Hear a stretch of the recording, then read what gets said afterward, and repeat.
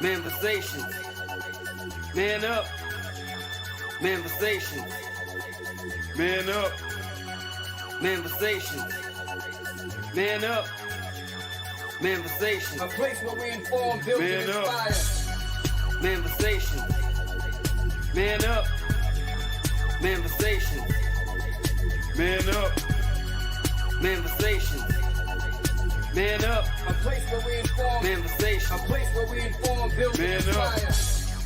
You gotta eat what you kill.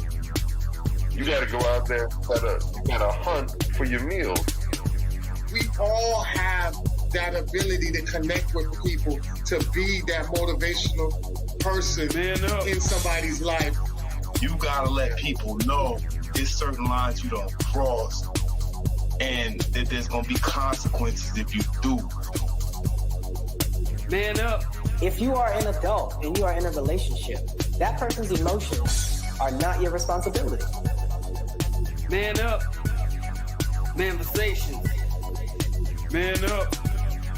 Manifestations. Man up. Manifestations. A place where we inform, build, and inspire. The devil, during slavery, destroyed the masculinity or manhood of the so-called Negro. No man. No man. Right now you got to be trained all over again to be a man.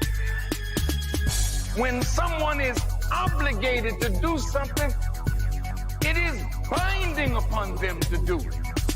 And failure to do it causes reaction. Man up. Position make you rich. I don't have that type of richness. My richness is life forever. If that people knew that glorious path, if that people knew that glorious path, if that people knew that glorious path, then they would be more inclined to respect themselves. I'm not saying I'm going to rule the world or I'm going to change the world, but I guarantee that I will spark the brain that will change the world. And that's our job, is to spark somebody else watching us. A place where we inform, build, and inspire. Manifestations. Man up. Manifestations. Man up. Manifestations.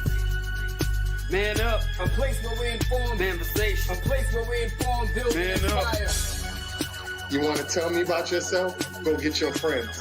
I'll tell you who you are based on who your friends are. Don't just live and die. That's an ugly existence. Make your life matter. Make your life count. Live a life where people can actually mourn you for the things you left behind, not just because you were around and existed. We need strong black nuclear family. Yes. Yes. That's what it is.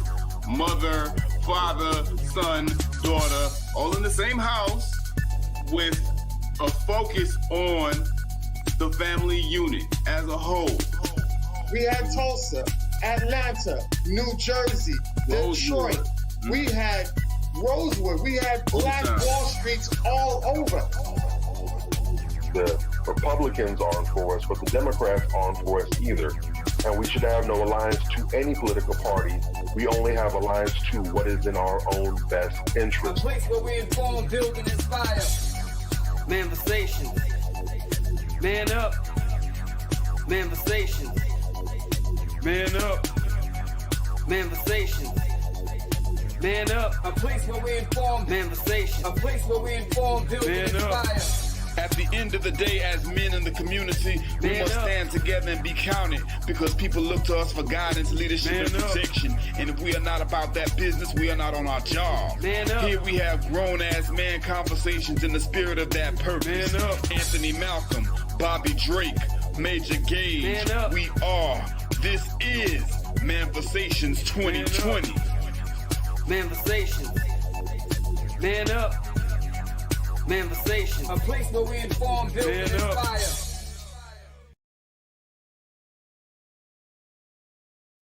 All right, welcome to another fantastic week of Manifestations 2020. We are souped up. Congratulations to South Carolina women's basketball for coming home with a title, undefeated, and we definitely want to give a shout out to the coach, Miss Dawn Stampley. definitely doing her thing, man. Oh man, so You got so the meme phenomenal. up, man. I got the name messed up. You got the meme up. The meme. Oh, I got the meme up. What meme? The meme. The Faison Got Love me- meme. It's blocking. Got me the looking screen. like Faison Love out here. You got the meme Oh, up am on the I screen. Faison Love? Oh, Yeah, it's been up there. oh, Yeah, okay. I'm there sorry. you go. My bad. My bad. Started So, thinking that was okay. me for a minute. Like, God dang, I lost a lot of hair. Oh, my bad. I didn't even know we had the meme up. Okay. Yes. So basically, shout out to South Carolina basketball team for doing such a great job, phenomenal job, bringing home the championship. And those ladies, they worked their butt off all season long to come out with a perfect season, man. So definitely shout out to them for doing that. Salute to them, definitely. Yeah. So we have a great show for you guys tonight. I know it's going to be super dope, but we definitely want to get right into things because I know we're getting pretty late and came on behind kind of late. So definitely want to get into that right now. So we want to start off with, let's get it cracking with something real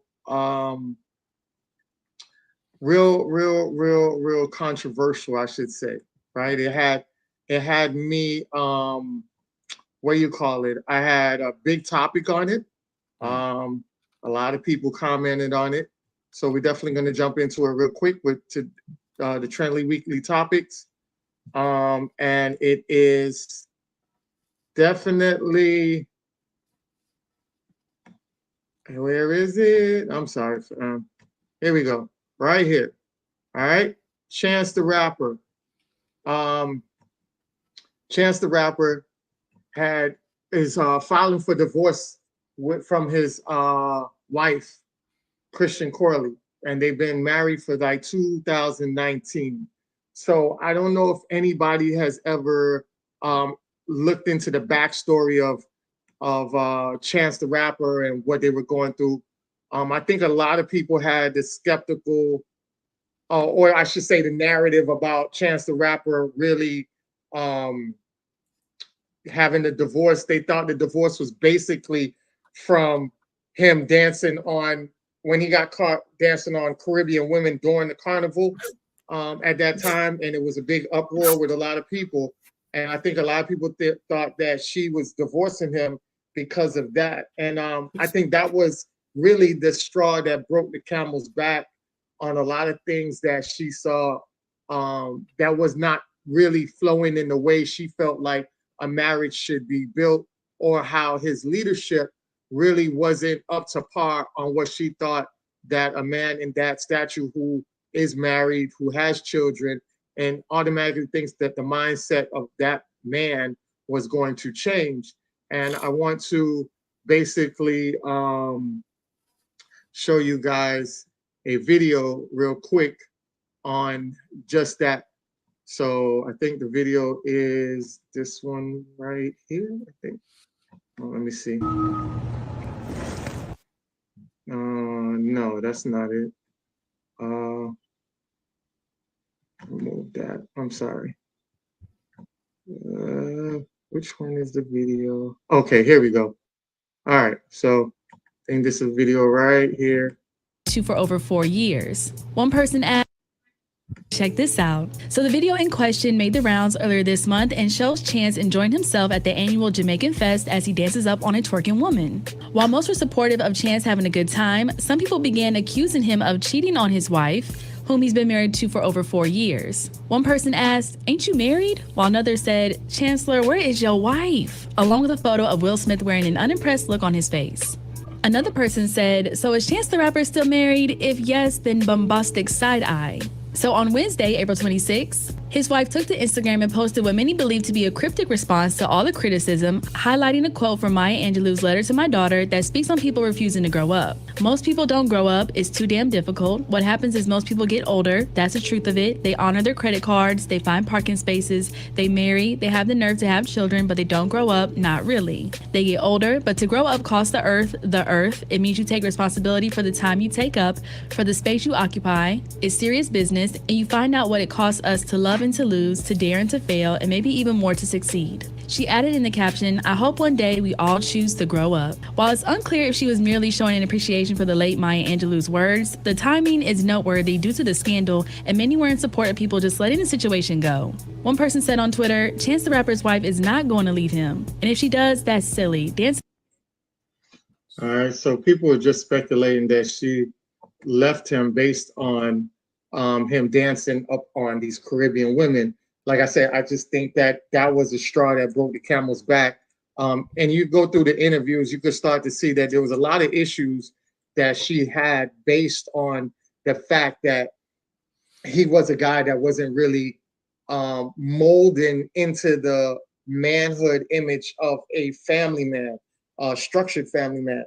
And I think a lot of times people don't realize, they automatically think that you have money and that you just ease into the flow of being that structured man under the household. And a lot of times you get a lot of goofy dudes or a lot of guys that really never had the swag or never had the real means of a man instilling in them the foundations of how it is to be a man, how it is to lead your family, how it is to run a household in a respectable manner.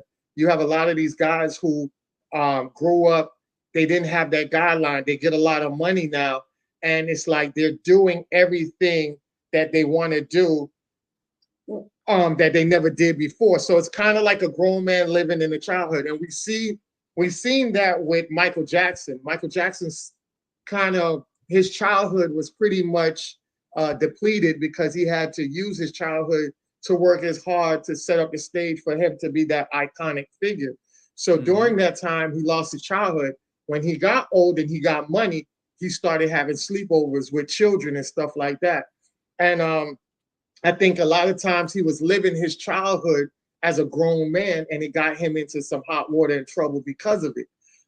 When you see a lot of these young guys out here, they get the money and then they start traveling. And the thing about it is when you get money, especially if you're limited to an area, like Detroit really isn't like California or Florida, Florida or New York. Detroit kind of has a little dingy, dipsy side to it. It's not really known for attractions or anything like that. So when you start getting money and you're touring California, you're touring Florida, you're touring Texas, you're touring these big major cities like New York, you start to see an influx of different calibers of women, different types of women. And then you go overseas, and that's one of the reasons why you have what do they call them again? Passport bros, right? Mm-hmm. One of the reasons why Passport Bros goes overseas, because there's a lot of exotic women out there. So the temptations are very high. Your curiosity kind of go, you're in the flow. Then you have your friends that never been out of there. So you got your friends around you, and they might be single, and they might just want to sow their raw oats until they get old enough to want to settle down. But you are already structured, you're settled down, you're married, you have children. So your lifestyle is a little different outside of the box of who you're running with. So sometimes you get caught up into what it is. And I feel like when that happens, a lot of times our mate, we don't consider our mate to understand that they're making sacrifices to be home with the children, to make sure that the household is structured like that. While you're out there having and enjoying your time, that's fine. But as men, we have to find that balance. And we make sure that in the process of finding that balance, that we're not disrespectful in the long run as well. And I think they had multiple occasions where he was doing things she felt like at that age, at this lifestyle, with this structure, with me on your arm, protecting you and having your back on that way, and your children is your responsibility. Mentally wise, I need you to be more mature and act the part of a man that is married out here with children, and not carry on as a man that is married but still doing single man stuff. And I think that's what the straw on the camel's back was broken by the negative feedback and the backlash that he got from multiple people out here seeing him dancing on these island women during Carnival. And that's why you have a lot of people like, hey, is he married, or why is he acting like that? There's certain ways you have to conduct yourself So I think that was the biggest thing. And I had a big thing on my page about that, but I turned it over to you guys. But that was my insight. I don't know if you guys saw anything like that, but that was one of the major things that came out that people were talking about. So what are your thoughts? And I'll land my plane on that. Brother, I mean, wow. It's just so much because full disclosure, I can't stand Chance the Rapper. I'm just gonna put it out there so that you'll know why my comments are so biased when I make them. I'm not a Chance the Rapper fan at all, right? Yeah. Just something about this nigga's face. You know how when DMX said he didn't like Drake, he just didn't like his face, and that's how I feel about Chance the Rapper, right? And so when he does something goofy, it's really hard for me to be objective, but I'm gonna do my best here, right? Because it really is because of the way he comes off.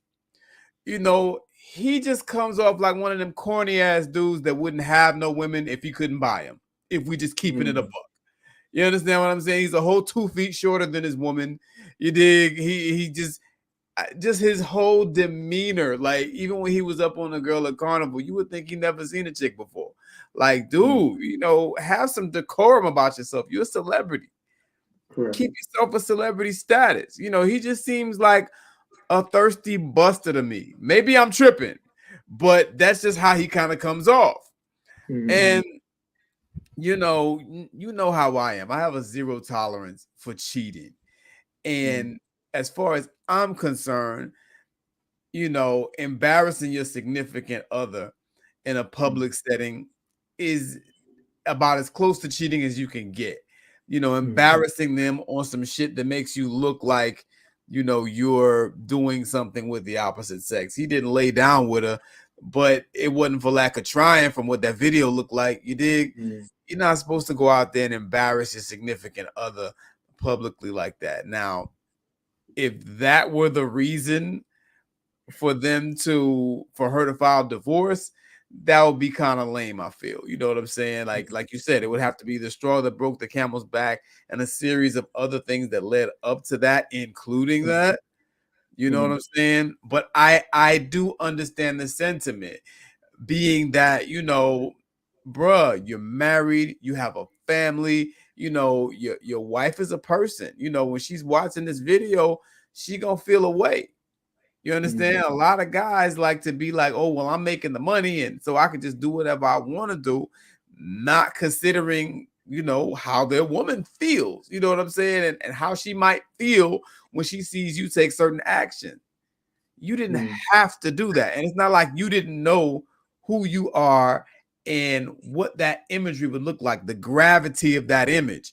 See, I'm not going to do what a lot of women do. When they see a woman do something that's sideways or whatever, they make excuses for it. You understand? Jada Pinkett, Keke Palmer, Sierra, they always got an excuse. And I'm always going to have accountability. You know what I'm saying? Bruh, you was wrong for that shit. I've never seen your old lady disrespect you, or I don't even see this woman. You understand? Unless she's in a picture with you. To me, that says she has the utmost respect for you. And you're supposed to reciprocate that. You're not supposed to be out there like a buster that ain't never seen a woman before. You understand what I'm saying? So that shit was filed, and I knew it was going to have some repercussions and some blowback. It's unfortunate that she's going this far with it, but I always hold out until the last hour. You know what I'm saying? So I'm still holding out hope, even though I don't care for this dude. You dig? I'm holding out hope that she changes her mind and he grows up and they're able to work this out, because it ain't done till it's done, right? So there's still, in my mind, a chance that she might go back and reconcile, or maybe now that he sees how serious she is, because sometimes, these women do this shit all the time. They threaten this, they threaten that. But now maybe, okay, he sees, damn, she for real. He doesn't want to lose his family. Maybe that'll signal to him to straighten up, and maybe they can reconcile. And I hate to see public Black breakups, you know what I'm saying, or public black people, you know, in a marriage situation, disrespecting each other or whatever, that looks bad on all of us. And it sends a message. There's some people out here hanging on a thread in dating and relationships. It's like, damn. So if they can see a successful couple that looks like they're doing it, damn, well, maybe I can do it. You know, if they can see, you know, Beyonce forgive Jay-Z, maybe they can try to forgive their dude, or vice versa.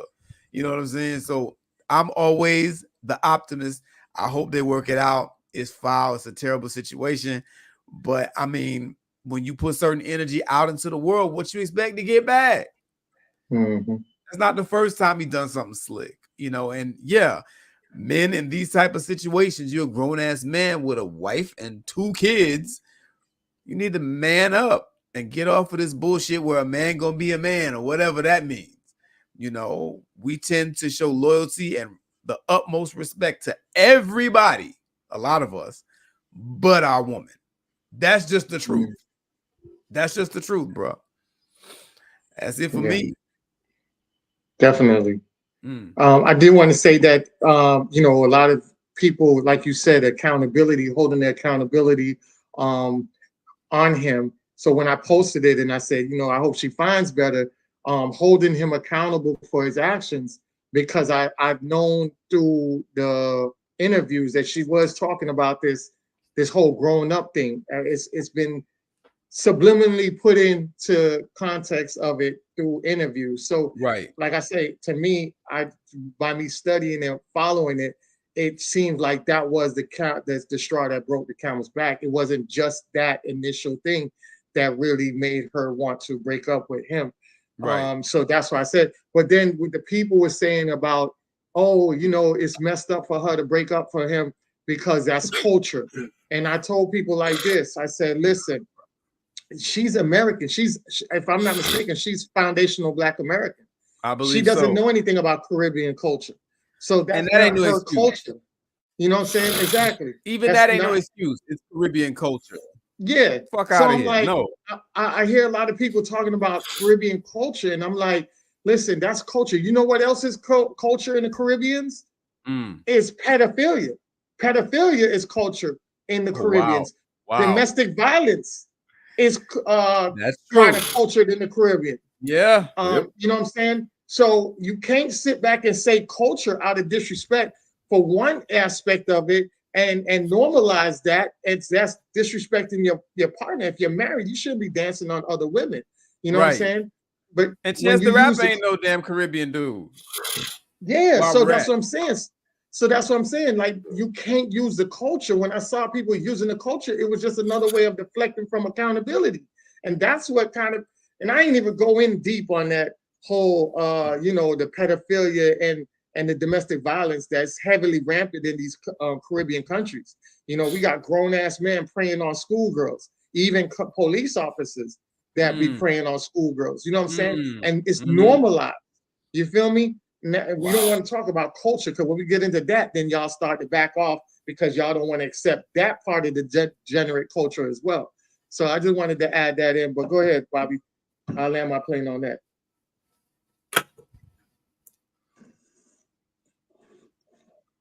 Drake. I disagree with you, brothers. Okay. I don't think that dancing and such had anything to do with the issues that are happening. Can't be. As I recall, didn't we have the same issue a little who was it? The names I can't remember. Was it Mimi, Nene Nene? Oh, Keke Palmer. Yeah. Yeah, she had her whole little entanglement snafu. Right. I see what you did there. I see what you did there. And it was somebody, I can't remember his name. Was it hall monitor, pall bearer, safety patrol, Usher, Mr. Usher Raymond III. Yeah, that's who it was with. They had a whole little, televised thing, and it wasn't any cultural occasion. He was all upon her, touching on the face, serenading her on. Yeah. Mm. And when he expressed an issue with that, he was told he was being insecure. He was controlling. How about that? So that can't be why, because we were told that when Keke Palmer was getting down in this manner, way more intimate than this, that there was nothing wrong. He was the problem for having a problem. So if so, shame on her. But this happened after that too. Who's this person? I should have had a V8. Just need some beet juice or some blueberry juice or something. Who was the person? 16 Keys. Key Glock, you said? Alicia. How about that? With Mr. Usher Raymond again. Look at this man keep on getting all these shenanigans. Yeah, Usher again. And we were told that there's nothing wrong with that. They're performers, they're professional. Yeah. We're told nothing to see here again. How about that? So when it's the ladies getting down, when they're having their girls' time or girls' shenanigans, whether they're girls' trips, where they're doing all kind of things, that we might raise the eye at. We're told that there's nothing to see here. It's all in your mind. You're paranoid. You're just being toxic and controlling. She has to have a life outside. We're told these things. Right. But Mr. Chance the Rapper goes to Jamaica or Toronto or Trinidad and Tobago or wherever there's a carnival type of bashment going on, where that is a known cultural celebration where this kind of thing does go on. They even have children out there of all ages. They perform in the mosque bands and everything. They have the food and it's a whole family thing. That's too far. Interesting. Great point. But that aside, and I'm holding my ground on that one. But that aside, addressing everything else unrelated to this, because we're not going to co-sign any of the double standards of power, because on either side of the fence. However, you are absolutely right when you said that there comes a time, and if you're going to do this adulting thing, and I will agree with his wife. I don't know if that was directed at him, their situation, or what the case may be. There's no address or label on it, so I'm not going to add one, but just taking it as face value. As the Bible says, when I was a boy, I did boyish things, I did childish things. When I was a man, I put childish things away. And the flip is also true. When I became a woman, I put aside girlish things. Adulthood calls for more.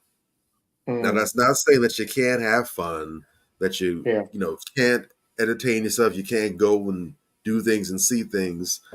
But if you're going to be an adult, if you're going to go and accept the mantle for certain things, you need to understand what that is that you're walking into.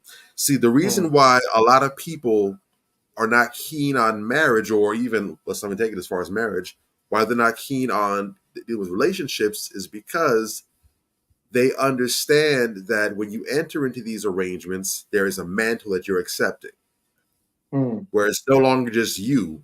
There's another person that you have to think about and take into consideration. And of course, different levels of relationship call for different levels of responsibility. Obviously, someone that you're just dating or going on dates with has a certain level of responsibility. It's not as critical as when you're in an actual relationship with that person and you're a couple, and that relationship doesn't have the same gravity as when you're actually married to this person, what have you. And even whether you are married or not married or with this person, even if you're parents of the same child, there's a certain mantle that comes with that as well too. There's a certain way that you carry yourself. There's certain things that you should and should not say about your child's other parent in front of your child, outside of your child, or whatever.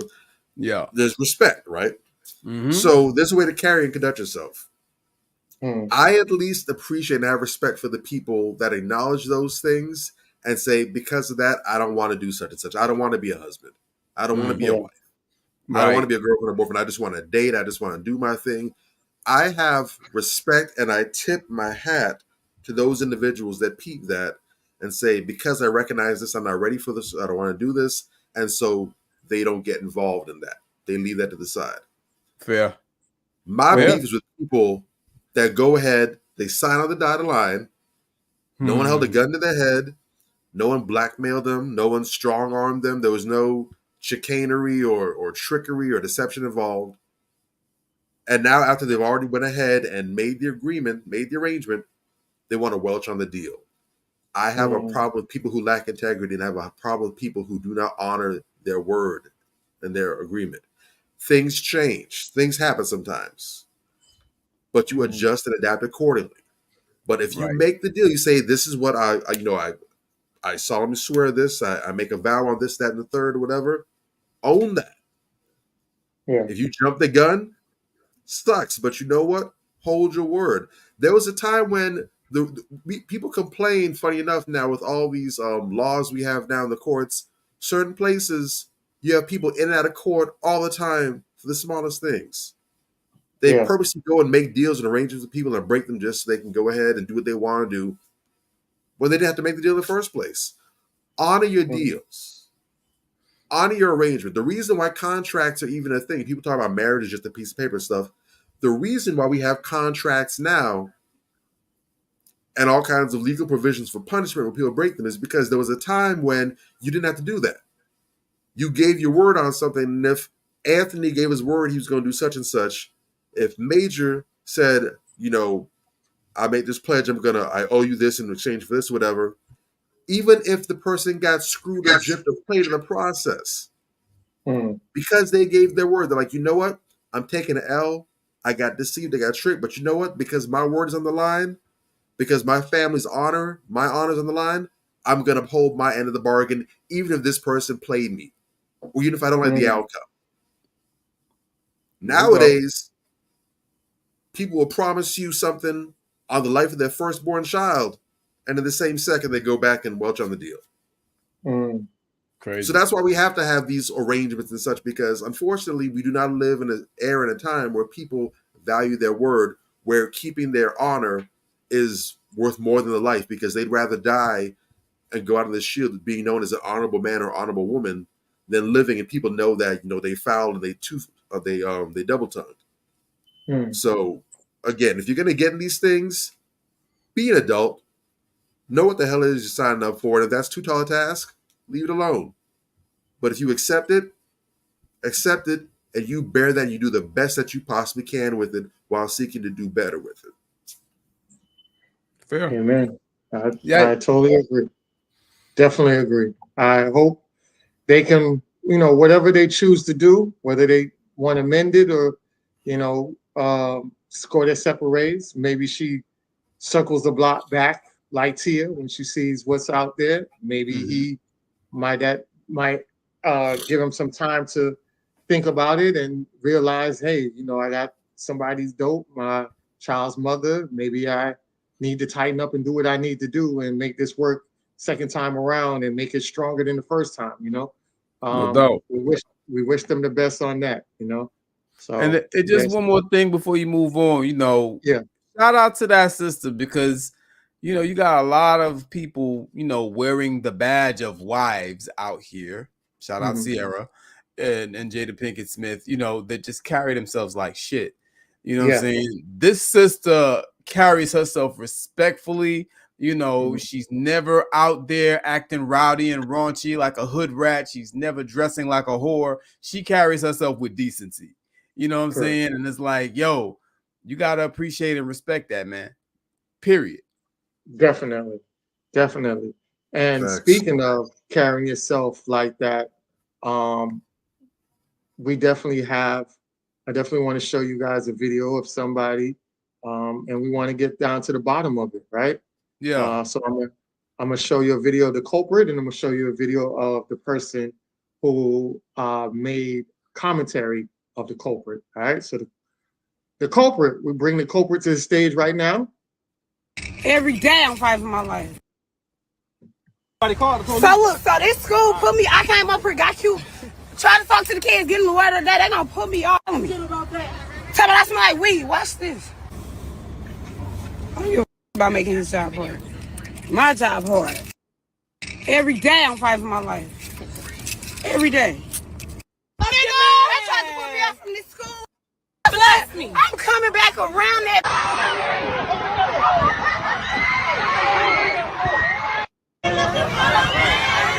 ain't gonna hop down on that. Oh, smack that ball up.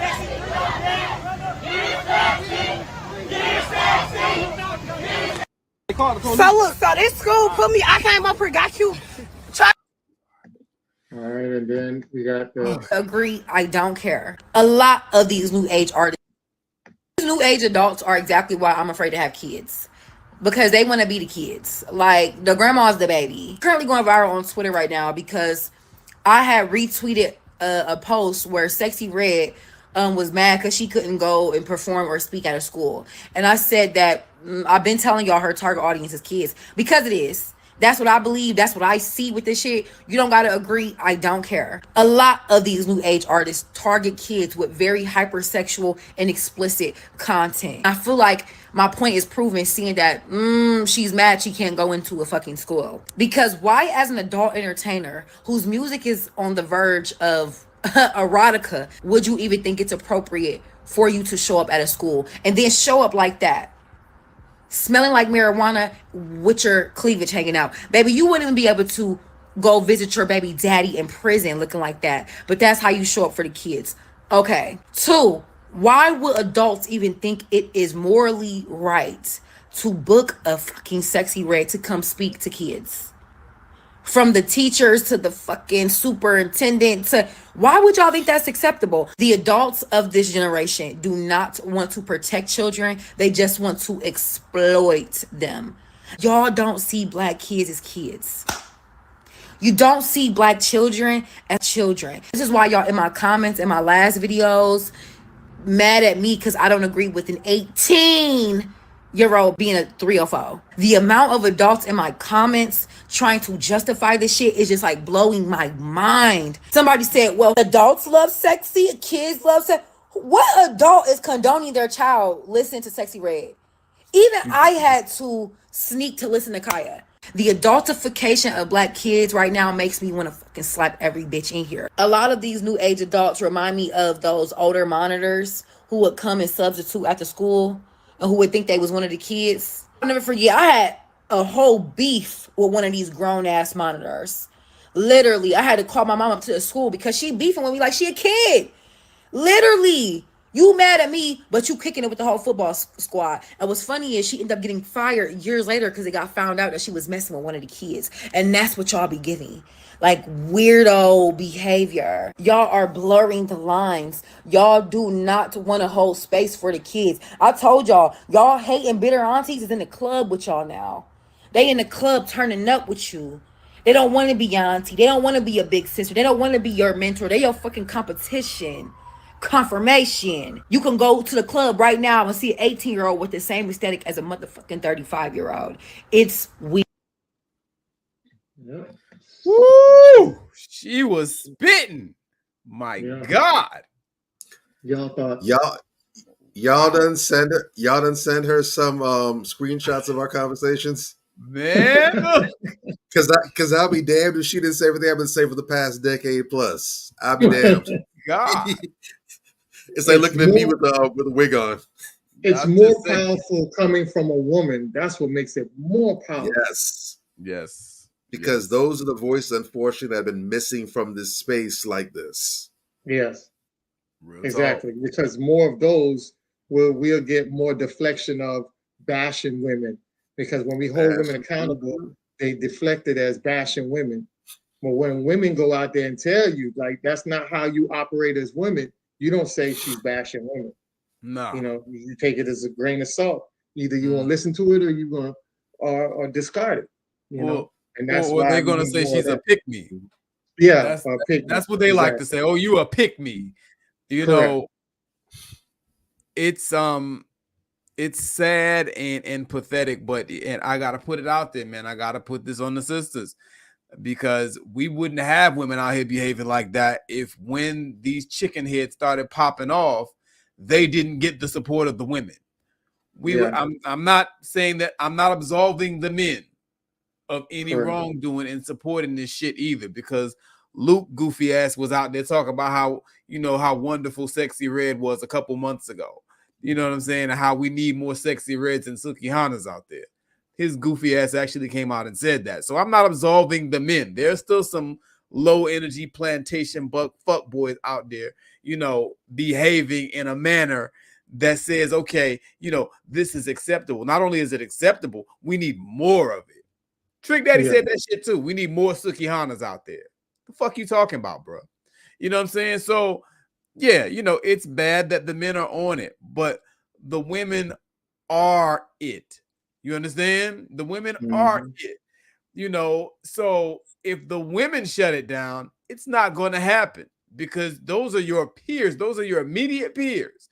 Back in the day when women used to call that shit out, we didn't have Sexy Reds and Sukihanas running around.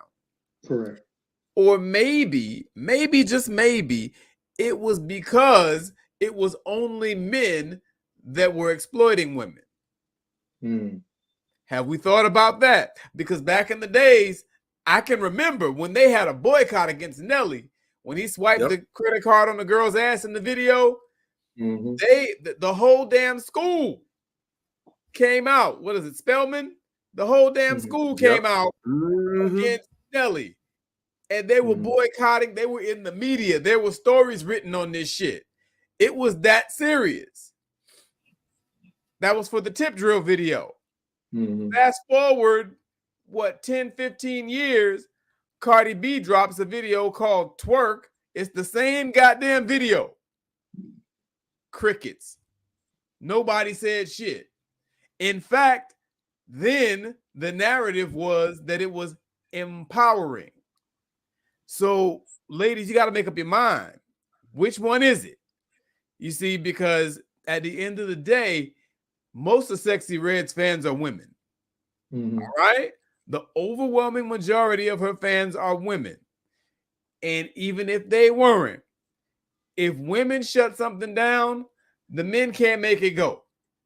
You understand what I'm saying? So the little dudes, you know, that are getting off on this, you know, soft porn in the form of hip hop. You understand what I'm saying?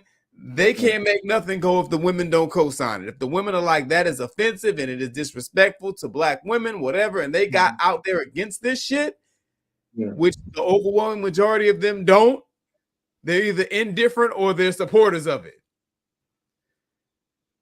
Which side are we on at the end of the day? You know, and I take particular exception to this when I start seeing this type of bullshit affecting children. That's where I have a problem. You know, I feel like somebody needs to get harmed when you start messing with children. You know what I'm saying? Her, Lil Nas X, what's the other hood rat that was out there twerking on them kids? Erica Banks. The fuck kind of despicable behavior is this? And I'm just shocked out of my wits that nobody ain't stepped to them. Because back in the days, black women, somebody would have beat her ass by now. You understand? You don't do that type of shit. You know, and this whole anything goes culture, you know, that black people are on right now. You watch reality TV and it's the same bullshit. Anything goes.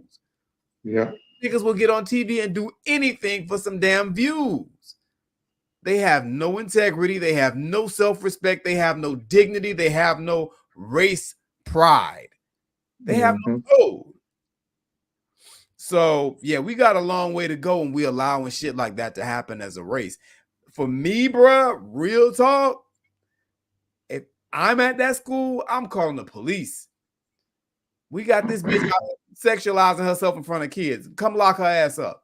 Real talk.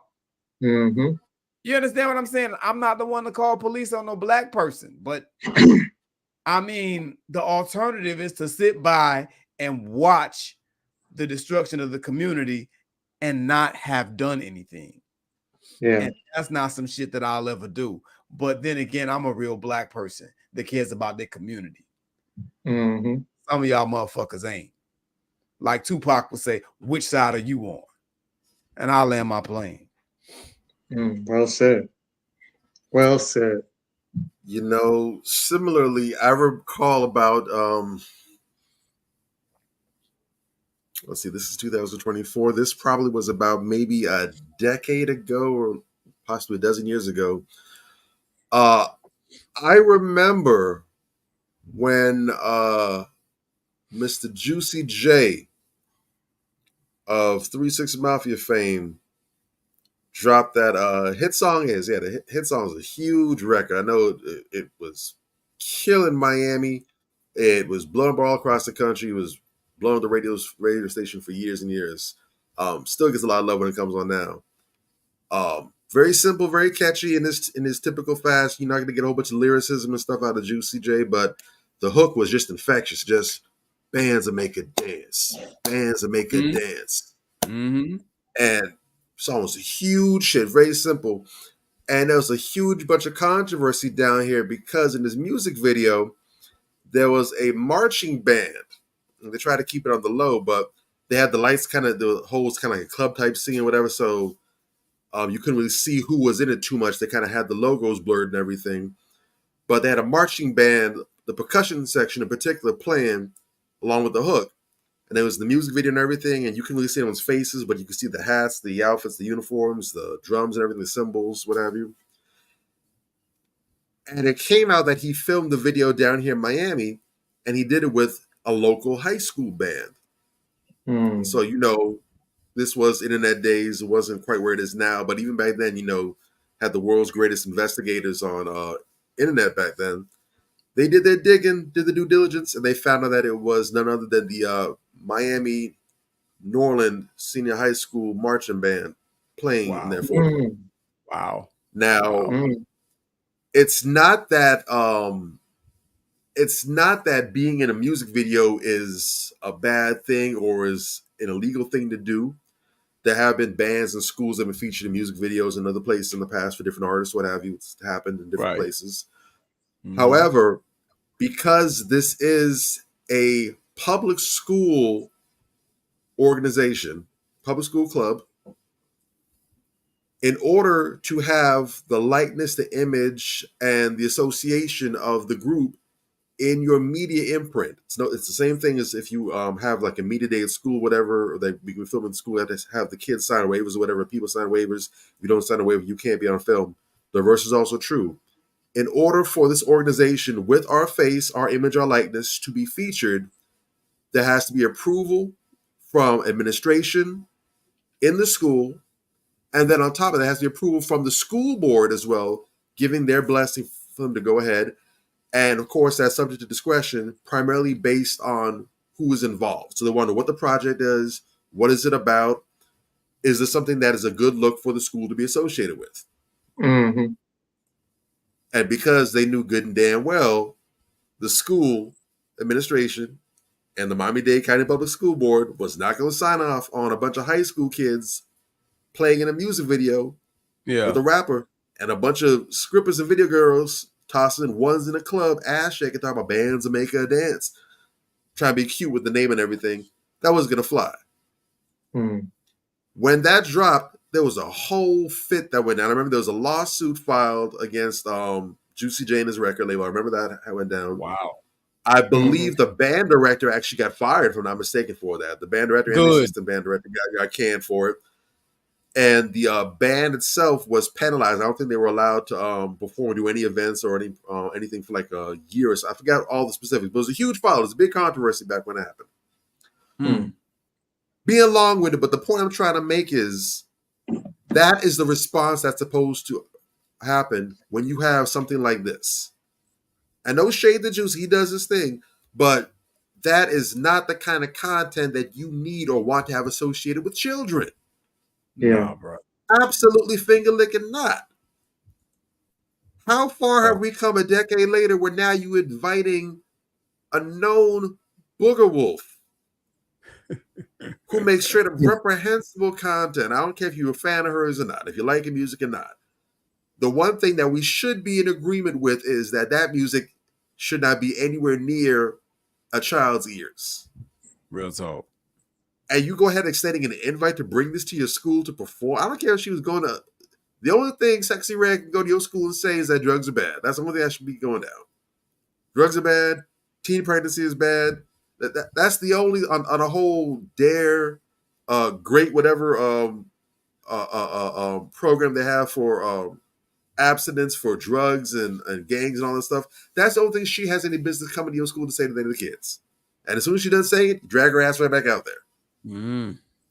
She can at least become dressed appropriately. It's crazy that they booted her somehow because she came up there smelling like weed. I'm like, yeah. She should have made it to your campus. She should have been given an invitation to pull up to your campus in the first place for you to know what she smelled like. She can smell like Fabuloso and Pine Sol. I don't give a damn. The administration should get canned. The school board should get flamed up. If I was a teacher in that school, best believe I would have been at the school board raising all kind of cane. And if I had enough of a heads up in advance, I would have found a way to take my kids out on a field trip or something. We're not going to be in the building. I'm not going to subject my babies to this bullshit. I'm not. I might be one person, but I'm going to do whatever the hell I can that's under my power and authority to make sure that we ain't part of the nonsense. Good point. Period.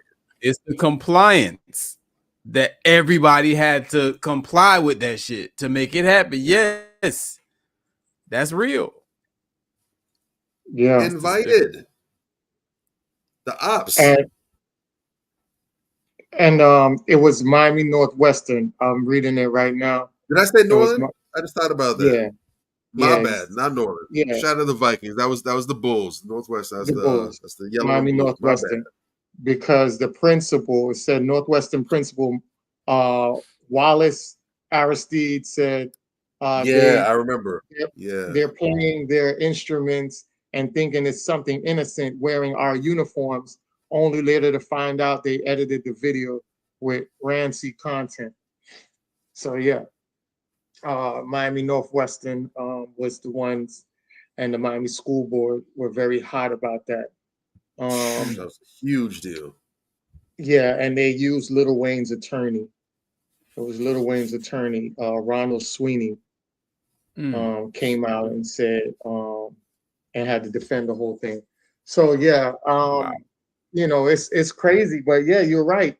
Whenever you have that kind of degenerate energy and, you know, signing off on that, and then on top of, you know, or even not signing off on it and having a problem with it because it's men, and then you turn your eye to it because it's a woman, you know, the double standards, where is it? You know what I'm saying? It's like when it comes to children, it shouldn't be any biasness to come to it.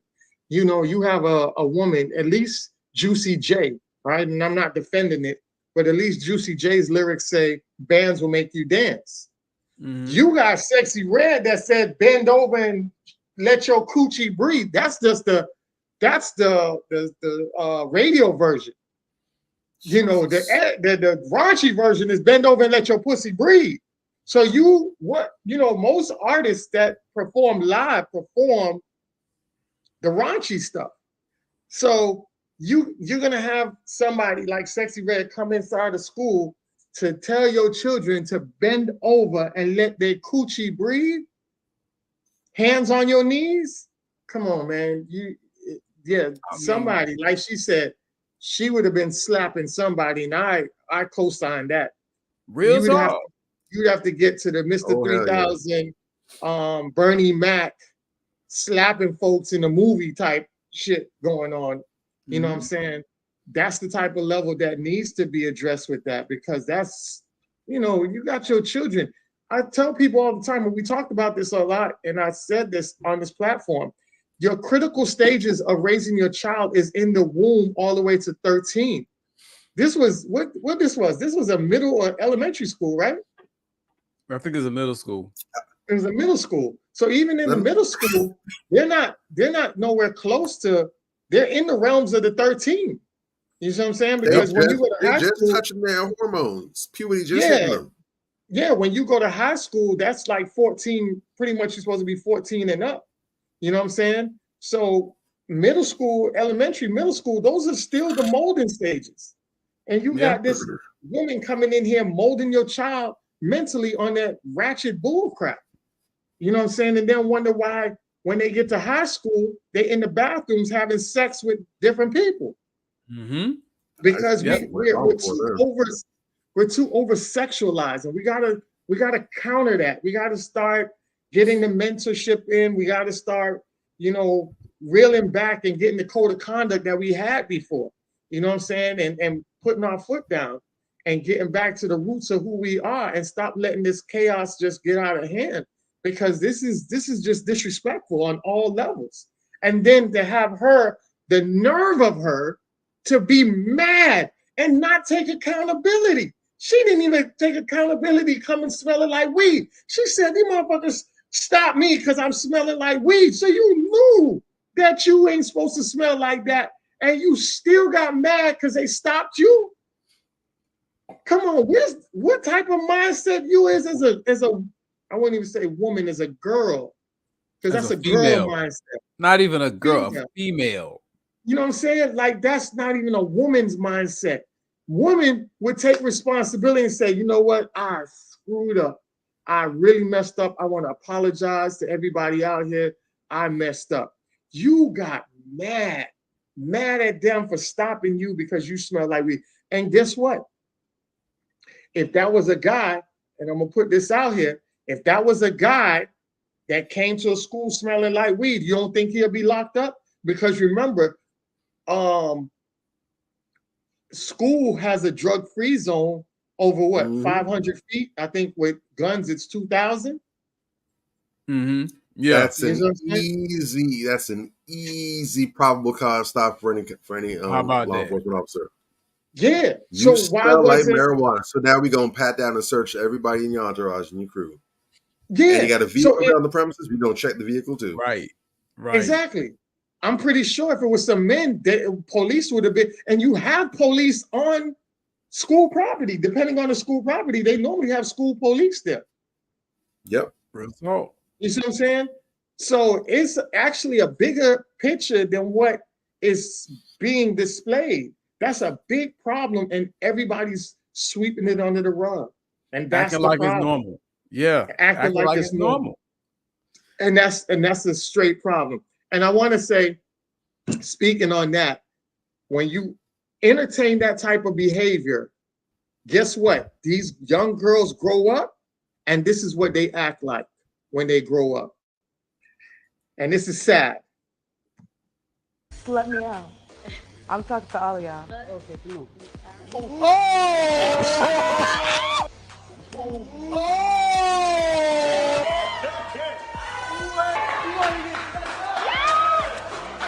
Hey, don't apologize. Don't apologize. Wait. I like that. I like that. I like that. Let me out. I'm talking to all of y'all. Okay, come on.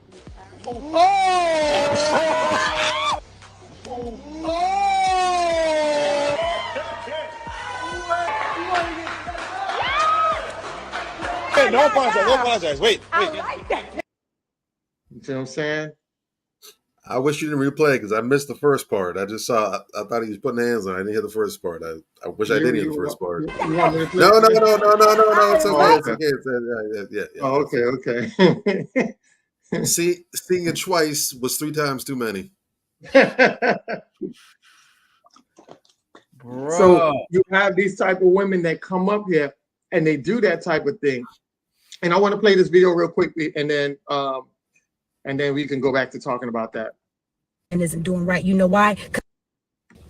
When she gonna start making videos about men and what men ain't doing right? All her videos is to down talk women and to bash women. No. If you think for 1 second that my videos are to down talk and bash women, then that lets me know that you still got a ways to go. I have no desire to make videos talking about what a man isn't doing right. You know why? Because I don't care. We are not men. That is something that y'all got to get through your heads. Y'all want to keep trying to compare and contrast and put us up against men like, well, if he can do it, we can do it. No, we cannot. This is not our game to play. If a man is not doing right by you, why can't you just have enough strength and enough power to move on gracefully? Why do you feel like you got to use your body as a lick back? Why do you feel like, well, I'm going to go fuck his friend. I'm going to go fuck his cousin. I'm going to make him feel how he made me feel. He don't care. Men do not look at sex the way women look at sex. Men look at sex as sports, something to do. They don't care. So you're going to wear your body down trying to get all your lick backs. Wear your body down, trying to make yourself a product to be sold because you feel like you don't want to lose in the game, when all you got to do is just hold yourself tight and wait for that right man to come find you. All you got to do is just stand on your core values as a woman and your standards, and the right man will find you. But y'all out here playing a game with the not shit niggas, and all it's doing is making y'all look like not shit women. How you gonna find a man that's of value when you out here devaluing yourself to try to play get back with men that you claim ain't shit? Just let the man that ain't shit not be shit. That should not make you a not shit woman. There is nothing a man can do on this earth to make me be like, you know what? Fuck all these niggas. I'm about to go fuck who. Ooh, that young lady was going to town. Yeah, she was. Hallelujah. Hallelujah.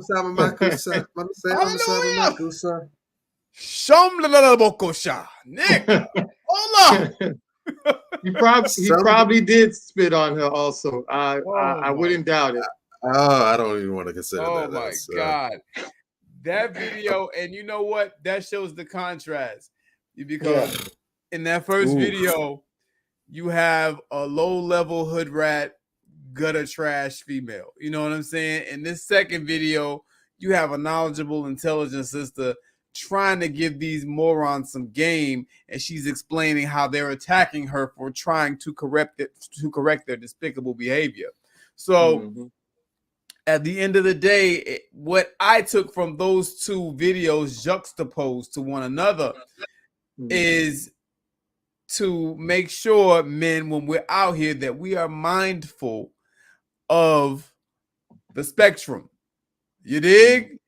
You can go from queen to round-the-way hood monkey in 0.5 seconds. You understand what I'm saying? Like, real talk. And you can't treat them the same. You can't interact with them the same. You can't have, your energy must change when you're around these different levels of women. I met a chick like that back in the day. You know, I forget the chick's name, but I ran out of there as fast as I could because she was like, yeah, you know, I like you. I think you this. I think you that. But, you know, you too nice. And I mean, I'd heard that before, but I didn't understand what it meant when she said it until she explained it. She's like, you just too nice. I'm like, okay, well, what do you mean? I always get a verification when I hear some shit that sounds a little off. She's like, you know, for me, you got to hit me. And I'm like, what do you mean I got to hit you? Like, you got to hit me. You got to put me in my place. You got to slap me or even punch me. I like that shit. Bitch, look, I don't call women bitch. Like, I really like don't. a BT movie. But yo, okay. Listen, that's some Tyler Perry shit. You know what I'm saying? BT Films presents Major Gage, God. the Prison Song sequel. Major, they'll call it Major's lyric. Bruh, I'm looking at this chick like she got 3 heads. Like, you ain't gonna have my ass caught up in no domestic violence case. What's wrong with you? No. Major Turner. The real. This is the type of trash you have out here, though, man. Real talk. They're so damaged, a lot of them, that they literally expect this type of shit, and they get to the point where they crave it. They like it. It turns them on when somebody physically harms them. Then see, this is what I really hate. Then when it goes too far, and he beat her ass more than she approves of, now she want to go to the police. Yeah. That's that gray area. A lot of these domestic violence situations that y'all see is from a chick like that. Yeah. I'm telling you this like I know it. I've counseled and mentored young girls before. When I was in high school, they had us mentoring the underclassmen. It was a girl like that, you know, who she liked that type of abusive type of stuff. And I used to tell her, look, you need some counseling. You need to really go, you know, and seek some help, because that's not normal. And it's a very dangerous path that you're leading yourself down, you know. So seeing those two sisters back to back like that was really good brain food. I like the setup there. And men out there, keep in mind, you know, you have that first one and then you have that second one, and they're not the same. You know, back to the Chance the Rapper situation. Today's topic is what? Logical reasoning, right? Back to the Chance the Rapper situation. Logical understanding. You have to understand logically. I'm from outside looking in, but from what I can see, you got a grown-ass woman, bruh, and you need to treat her accordingly. Your energy needs to match when you interact with her. You can't interact with her like that hood rat that you just saw or Sexy Red. It ain't gonna work. You know, she deserves more than that. See, this is where I can agree with the women sometimes when they say, oh, you know, I need to know my worth. You understand what I'm saying? The thing is, they like to abuse that phrase and think that it applies to everybody that got a pair of titties. No, it does not. You understand? There are levels to this.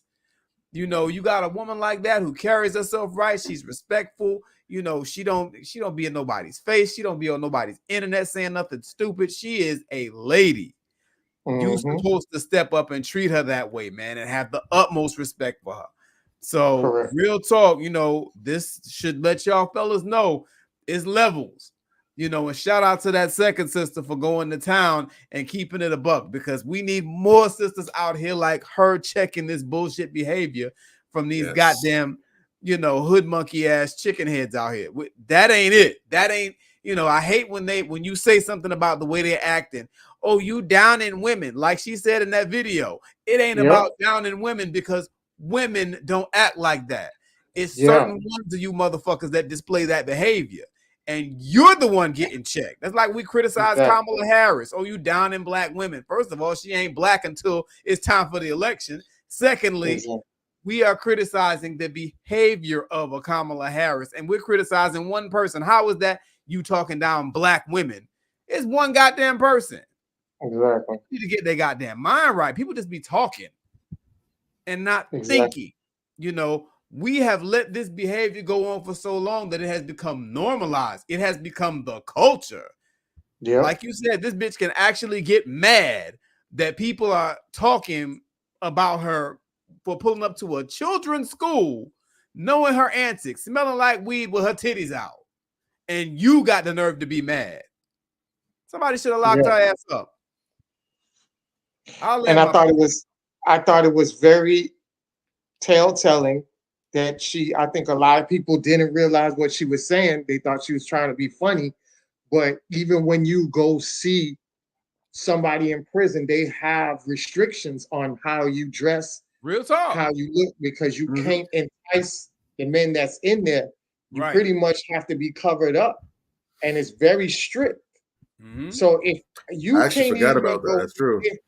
If you can't even go in there looking like that, then you damn sure shouldn't go into no school with no children looking like that. Right. Real talk. Go ahead, Bobby. No decorum. No decorum. And whatsoever. Really not to jump back into sexual behaving red. I'm not gonna call that sex. It's not. It says a lot that she would even accept an invitation like that. You know, it's ridiculous. You shouldn't want to be knowing that if that's the lane that you're in, that's an issue by itself. But you know, even though I didn't necessarily grow up in that environment, I was born in an era where the people that was up to no good understood hierarchy and they didn't want to be associated with certain things.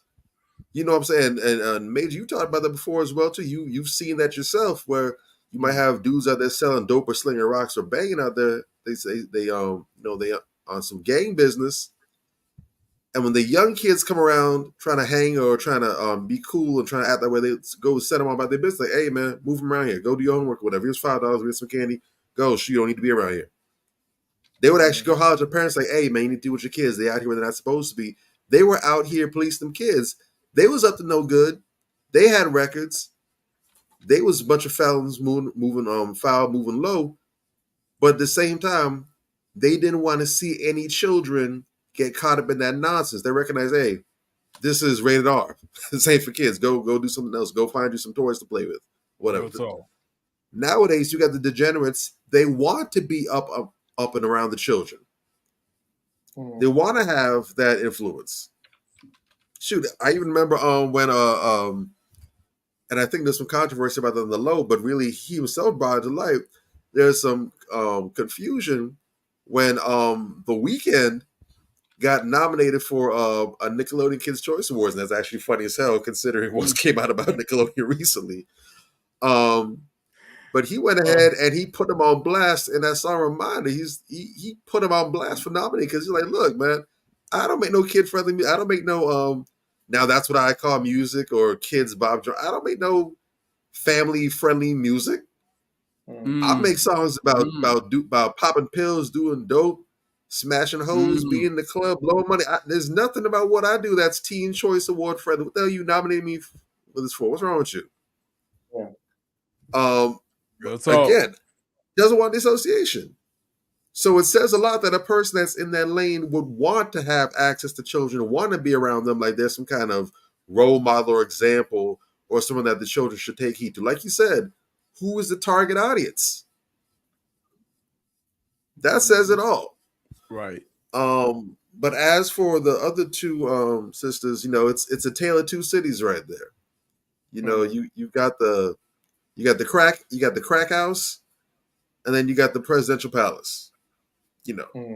That's exactly where you at.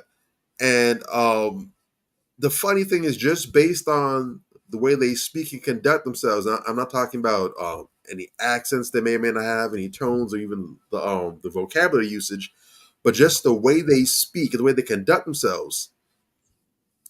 They could be identical twins in terms of their physical aesthetics, and yet their behavior and attitude and mindset can make so like you're looking at two completely different human beings. You can't even recognize them as being related. And when you have one, you can't mix it. That's as much of a light and dark situation as you can get. Light and dark ain't blended, and they mix it. And I heard the first, and I was like, oh, this is irritating. As soon as the second sister came on, it was like, oh, it's like spring cleaning. Like, ooh, it's fresh air in here. That's a breeze blowing. Oh my God, the floors are clean. They're not sticky anymore. Wow, ooh, I haven't seen that sliding door, gloss like that in a minute. Complete night and day, change the atmosphere completely. How about that? But like she said,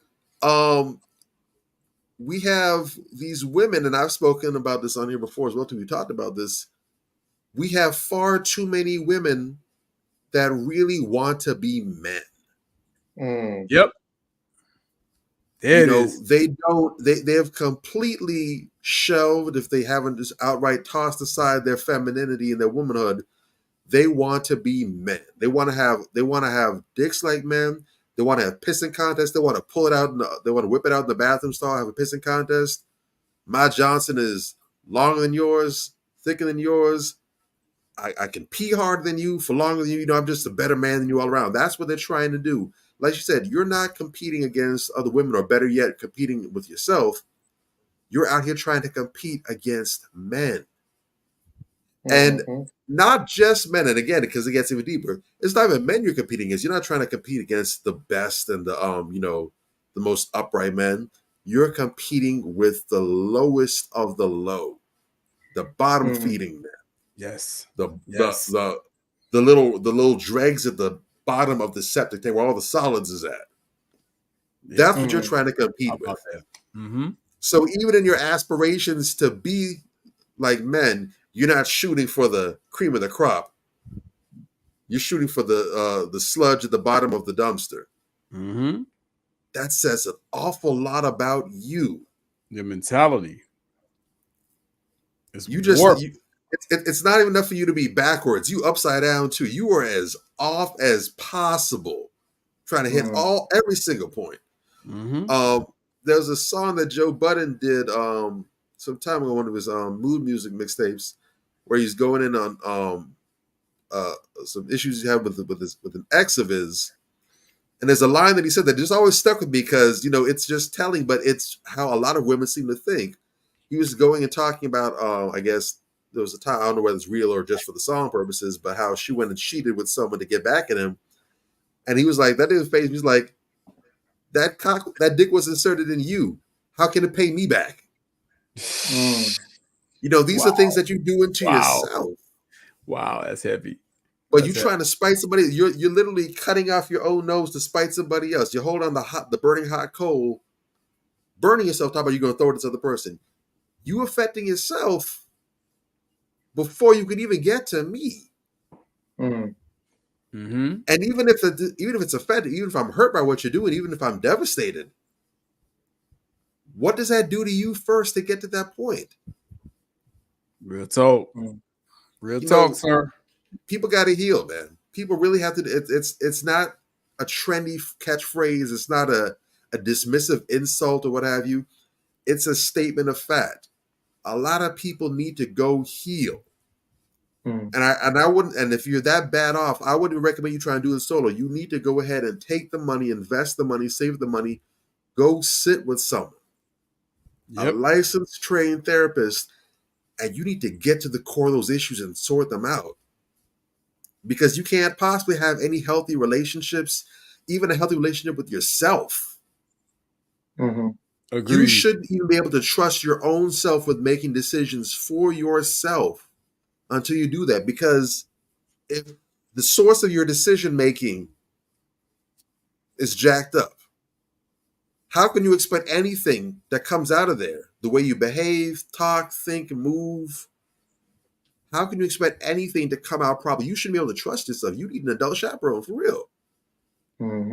Go see somebody, get help, because you want to talk about knowing your worth? If you know your worth, you will go and seek help. How about that? Knowing your worth isn't, I need a 6-figure man who's such and such. That's not knowing your worth. Knowing your worth is saying, I need to go and see a therapist so I can love me genuinely, so I can be the best version of myself, so I can have something worth loving. Because what I got right now, I got some pocket change. I need to actually get to $2, $3, $4, $5, $12 first before I can start talking about value. Because right now, there's not much to value. I need to get myself to a place where there's something there. Yeah. You ever notice too with that phrase, know your worth? It almost always only comes up with women when it's related to money. Your worth isn't relevant until you're talking about how much money the man that you're making is supposed, that the man that you're dating is supposed to make.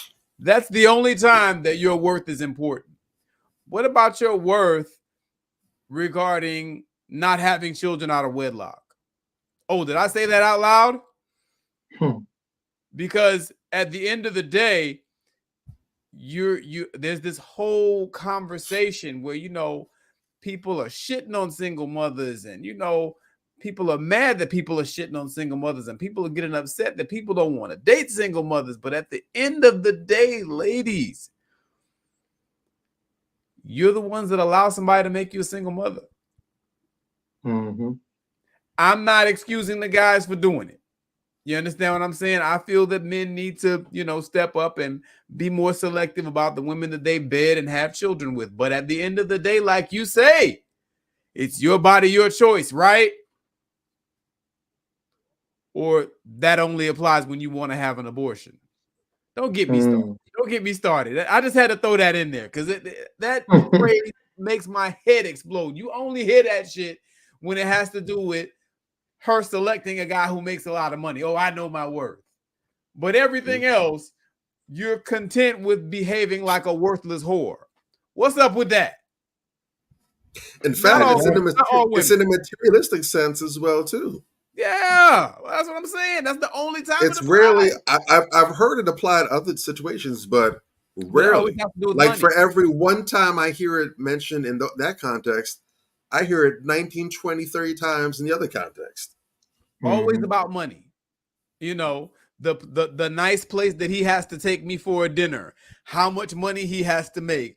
Oh, I can't believe you just bought me this teddy bear as a gift. You need to do better. I just saw a video with some hood rat saying that. It's never in the capacity of you need to treat me with more respect. It's never that. It's never you need to have some integrity when we speak to each other, when we interact with each other. We need to communicate on a level where we're talking based on mutual interest and respect. It's never that. Correct. I'm just saying, and this is of course not all women, because I know somebody's going to say that. We know it's not all women. You know, it doesn't have to be all. If it's enough, it's a problem. Not all the Germans were Nazis. God damn it, was it enough of them that were Nazis for it to be a problem? All right, then shut up with that shit. Let's keep it a buck.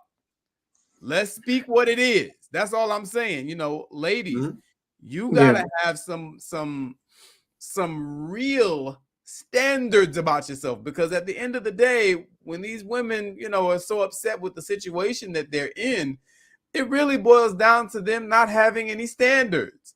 And then they'll turn right around and tell you about how much they know they're worth. And they're not going to lower their standards, but your entire life you have lowered your standards. Help me, help you. Goddamn. I'm glad you brought that up, because now that segues into I want to show two videos. Okay. I want to show the first video to set up the second video. All right. The second video is very controversial video. We might have a agree to disagree moment, but it goes back to standards. You know, I don't know how you guys might feel about it, but I know when I saw the post, I saw the mixed comments on this. So I know this is going to be something very interesting to break down on a logical understanding level. Let me play the first video to set up the second video. All right. Yeah. I'm a dyke. I don't have to pump the gas. We both girls.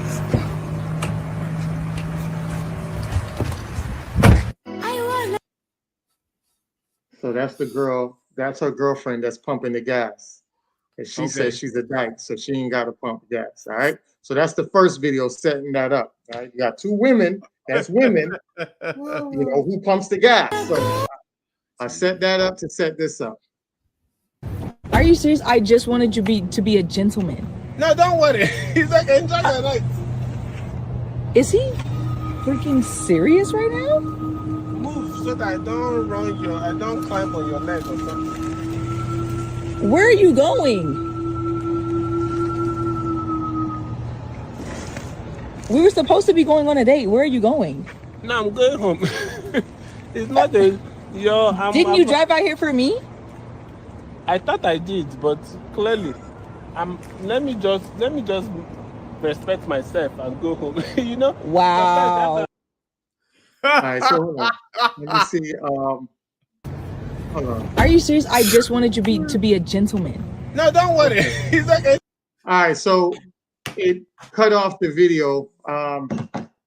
So basically, when he pulled up, I don't know why it cut off the video at that moment, but what he did was he pulled up just like this, and she said to him, he opened the door and he said, "Hey, you know, come in, get in the car." And she said, "I'm not getting in the car because I don't touch doors. So come outside and come open the door up and, you know, place me in the car and close my door." And he's like, "There's no need for me to get up out of there.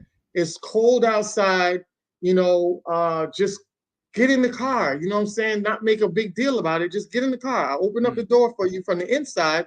Just slide in the car and close your door. She's like, "Listen, no, I respect myself. I have standards. I don't touch doors. So come outside and open my door and let me get in." So he came out the car, he stopped, and then he said, "You know what? Never mind." And he went back in his car, and then I'm gonna play from there what happened. Are you serious? I just wanted you to be a gentleman. No, don't worry. He's like, enjoy your life. Is he freaking serious right now? Move so that I don't climb on your leg or something. Where are you going? We were supposed to be going on a date. Where are you going? No, I'm going home. It's not a Didn't you drive out here for me?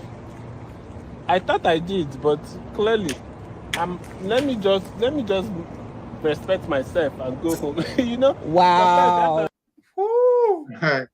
So they had mixed reviews on it. A lot of shout out to my boy Dylan. A lot of guys felt like he was in the right. He respected himself. He felt like, you know, he didn't need to go out there and go open up the door for her, like the nerve of her not to open up her own door. Then you had certain guys that was like, you know, you should open up your door for your girl. It's the first date, whatever the case may be. I don't know how I don't touch doors. I mean, I don't when I'm with my peoples, they don't touch doors. They don't. The door, I told you, like, for me, it's a protective thing, and that's just for me. I can't tell people how to do their thing. I don't let my people touch doors. I slap my people's hands if they touch doors. You know what I'm saying? I open the door, open up the door, get them in, make sure they in. I do it because sometimes the safety of it, a lot of times women have their dress caught in the door. When you're sitting inside the car as a woman, sometimes they have sundresses and it flows over into the door panel. And when you're in the car, you really don't know how far your dress is over. Sometimes you don't even realize. And you're driving down the street and your girl's dress is flowing out in the wind because the overflow is stuck outside of the door. So sometimes when you're closing the door in for your woman, you'll take her dress up, lift it up a little bit, put it in, make sure she buckles up, and then you slam in the door. So it's kind of a safety thing for me, and that's just for me. Even when I told you guys about going into the restaurant, I opened the door because the force of a man pushing the door open for probably his woman, that force might knock my peoples down. So I'd rather take the counter force because I know how to counter that force if a man comes out in that realm. So it's more of a protection for me.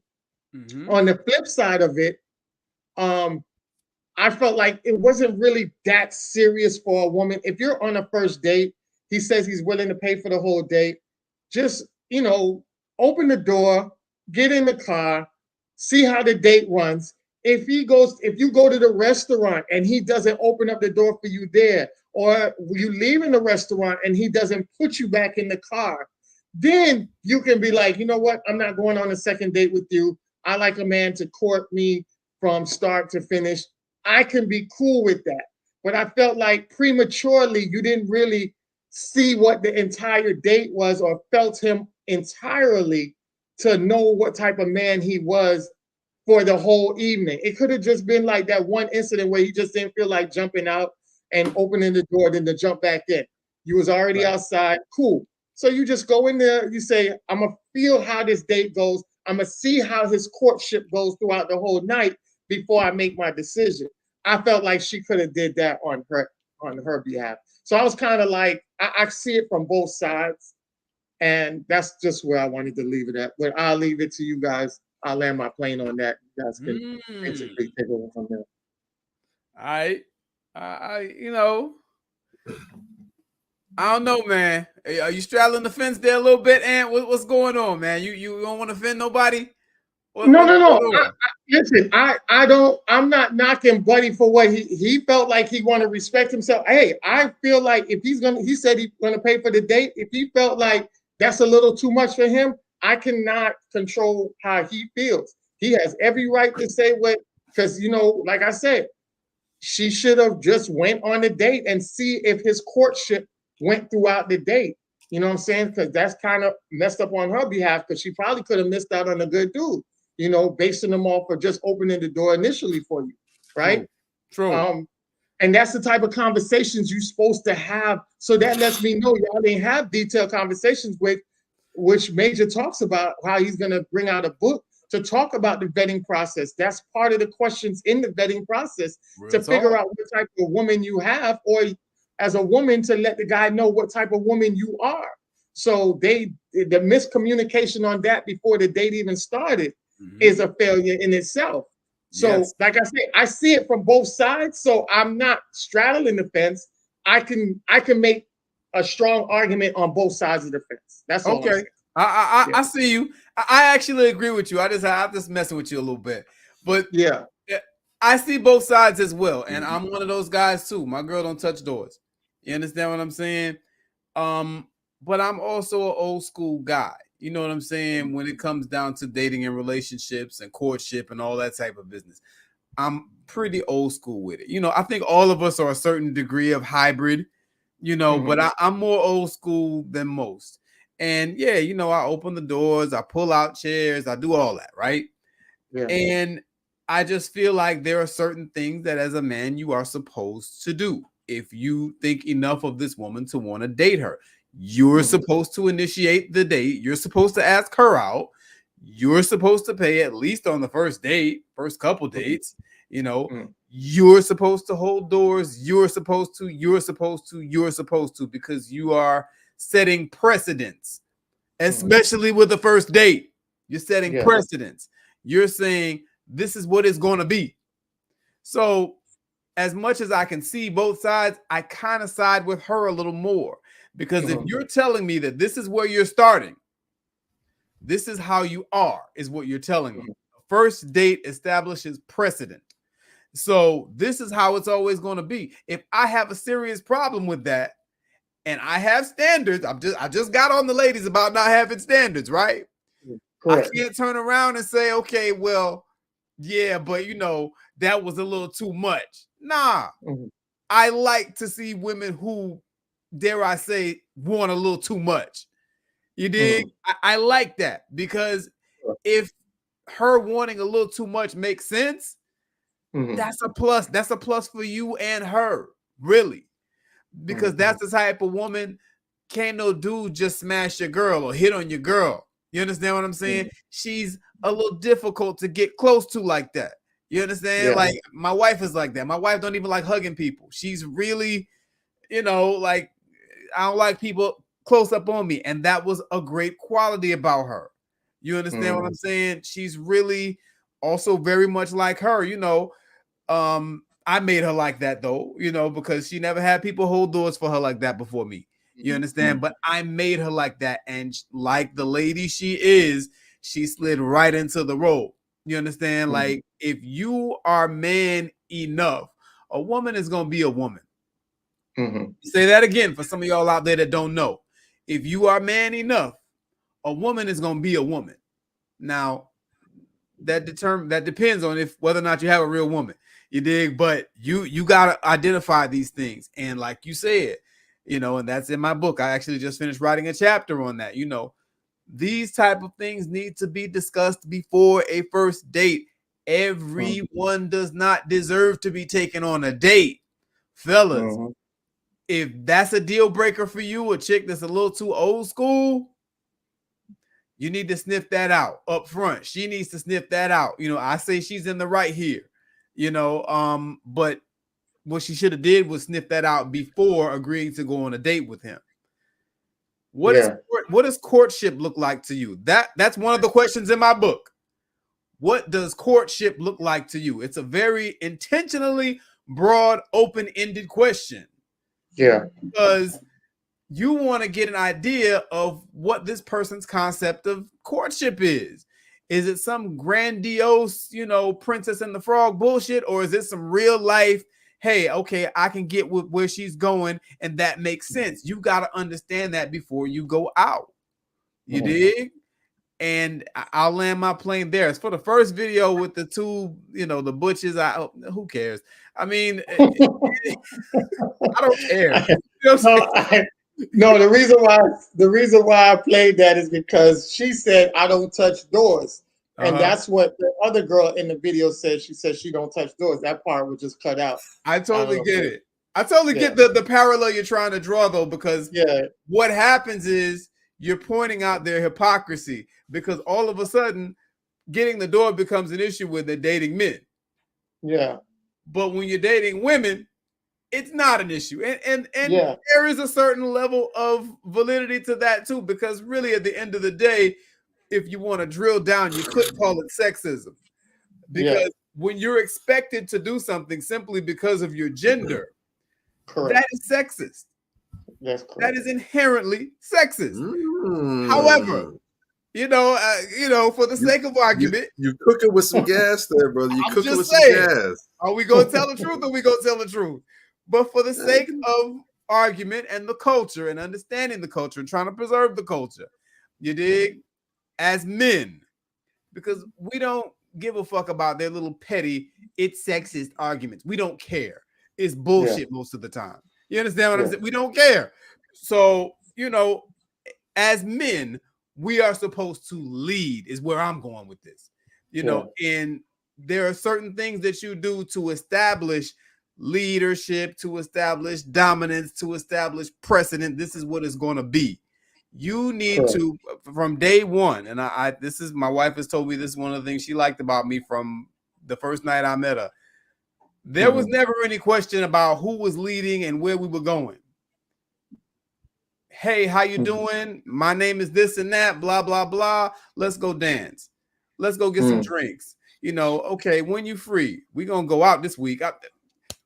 I brought it. You understand? And that's what we're supposed to do. Too many guys out here have this mentality of the sniveling, whiny little bitch in the corner, and they think they're going to bag the baddest females like that. No, you got to be bold. You got to step up to the plate and put your damn work in. You understand? Got to put your nuts on the table. Yo, this is what it is. And you move, and they will respect that every time. Yeah. That's what I want to encourage out here. We got too many little skinny jeans and purse wearing niggas out here, just doing funny style stuff and expecting results from women, and it's not going to happen. I'm just saying. Nor should it. Nor should it. Why should she follow you? Why? For a lot of these dudes, it's real. It's a very real. Now, what I have a problem with is when women get in the situation, then they want to bitch and moan and whine about the guy that they chose to follow. You should have never chosen to be there if you're going to whine and bitch about it. Yeah, exactly. But as men, we need to be those guys that are worthy of following. Period. Correct. I'll land my plane. I'm landing, man. I'm landing. What you got, Bobby? Because I could go on all night on that one, boy. Oh, it gets under my skin. Like, wait. Let him cook. No, but I'm absolutely in lockstep with you on that, bro.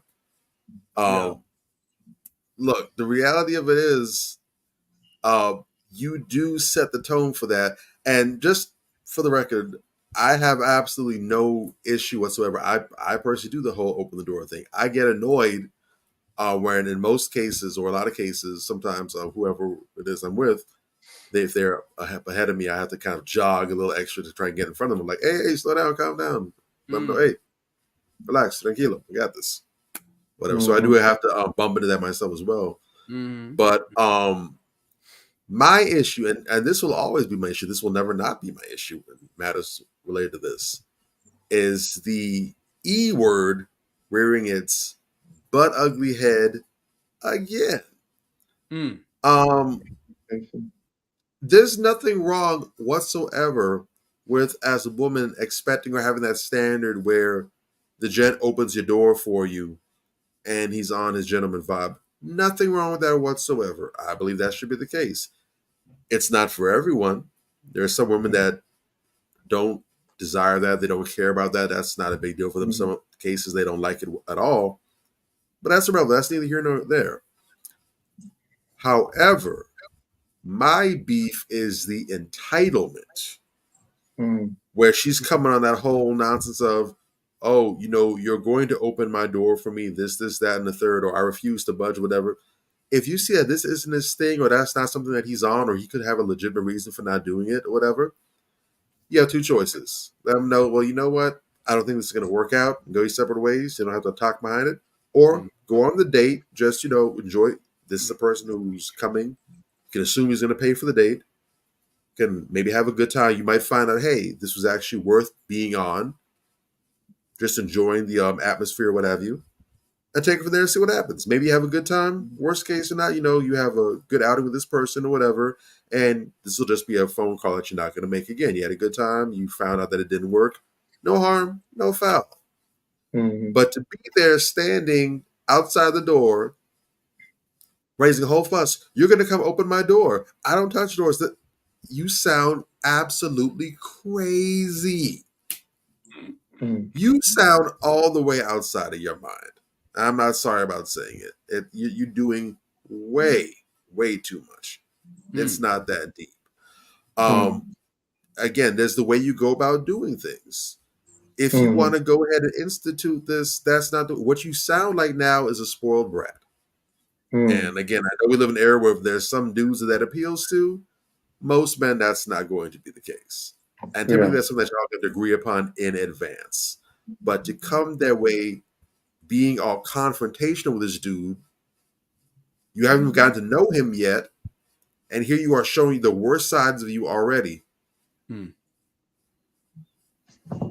How crazy does it sound? You're insisting that he treats you like a lady, but here you are acting like a full-blooded nigga.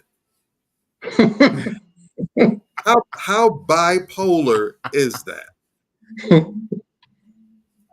Well, may as well have a beard thicker than mine and a mustache and some 48-inch arms that Hulk Hogan talked about. Brother, you not gonna pull my chair out? I'm a fucking lady. You don't know how to treat a real woman? I don't know. I was looking at a real woman. Ladies, you got to get together. It's okay to have this, but you have to understand another thing, and I'll leave it here.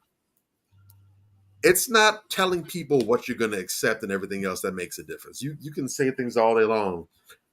And again, I'm not speaking this because I'm not an expert. I'm a man. I know manhood. That's what I deal with and dabble with. But here's what I can say about womanhood that I do know about womanhood. There are two kinds of women. Really three kinds, but there's two kinds of women.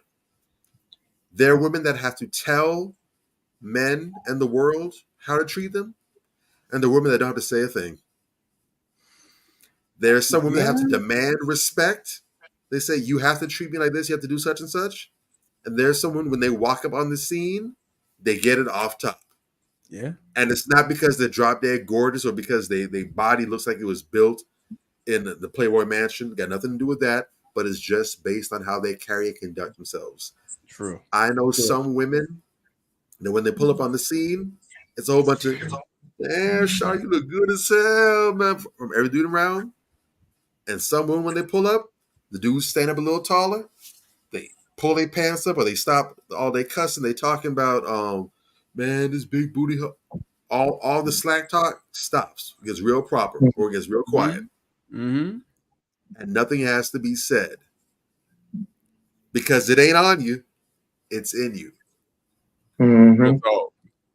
So before you come talking about any standards that you have, don't worry about the outside. You got us all wrong. You got us all backwards. You try to work from the outside in. You're going to have proper success with less resistance when you work from the inside out.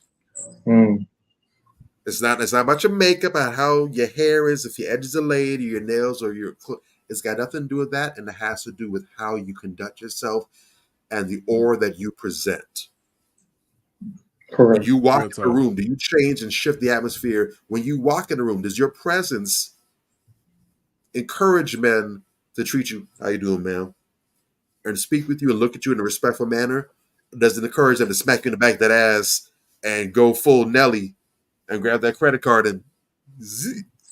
How about that? You're right. It's something worth thinking about, gang. It ain't on you. Exactly. Exactly. I definitely want to show a video of things that we need to get back to, because I do feel like we have a lost element of courtship. You know, there's certain things that we just got away from. And because we got away from it on a mass level, and that's part of our code of conduct as men, we got away from it. And a lot of women have slacked off, because even when I'm out with peoples and I'll slap their hand, and the reaction that I got was like, oh, I didn't know not to do that. So now it's a lot of women out here that runs to go open the doors and do that, because we have a lot of guys that slack on that, you know. Yeah. So when they come around guys that do that, it's kind of like, oh damn, I didn't want to expect it, like, you know, Bobby was saying, I didn't want to expect the expectation or entitled for you to do it. Right. Now I know you're that dude. Now I can adjust and make sure that you lead first and I'm behind you because I know you're ready to open the doors for me. Agreed. So I think we lost elements on that aspect. I've seen that even when I was in the dating field. And another aspect that we lost in regards to is this. I'm not sure if you did this, Major, but I know we don't do this enough. And this is something that I want to do when I get married. I definitely want to do this. So I show this. All right, then we'll get something healthy like ice cream. Oh, I'll scoop. Yeah.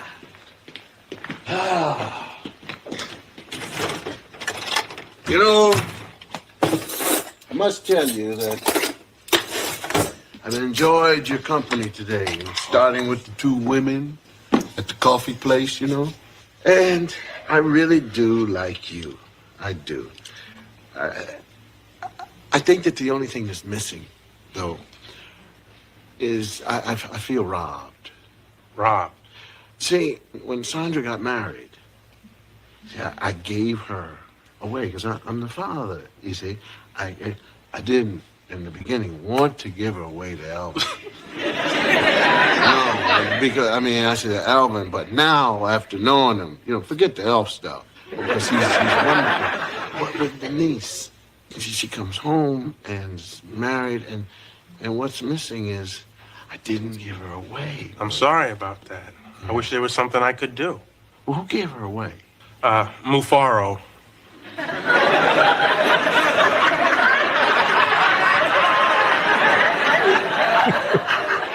Who?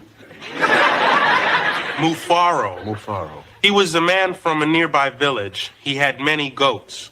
A man with many goats gave my daughter away in my place. I'm afraid so. Would it make you feel any better if I told you that the goats weren't at the wedding? All right, so I played that. I didn't get the second part of it, but the second part was to make up for it. He reenacted the whole wedding ceremony outside in the living room with his wife and his grandchildren. His children. And they did the giving away. So he got his father-in-law to give away his daughter to him.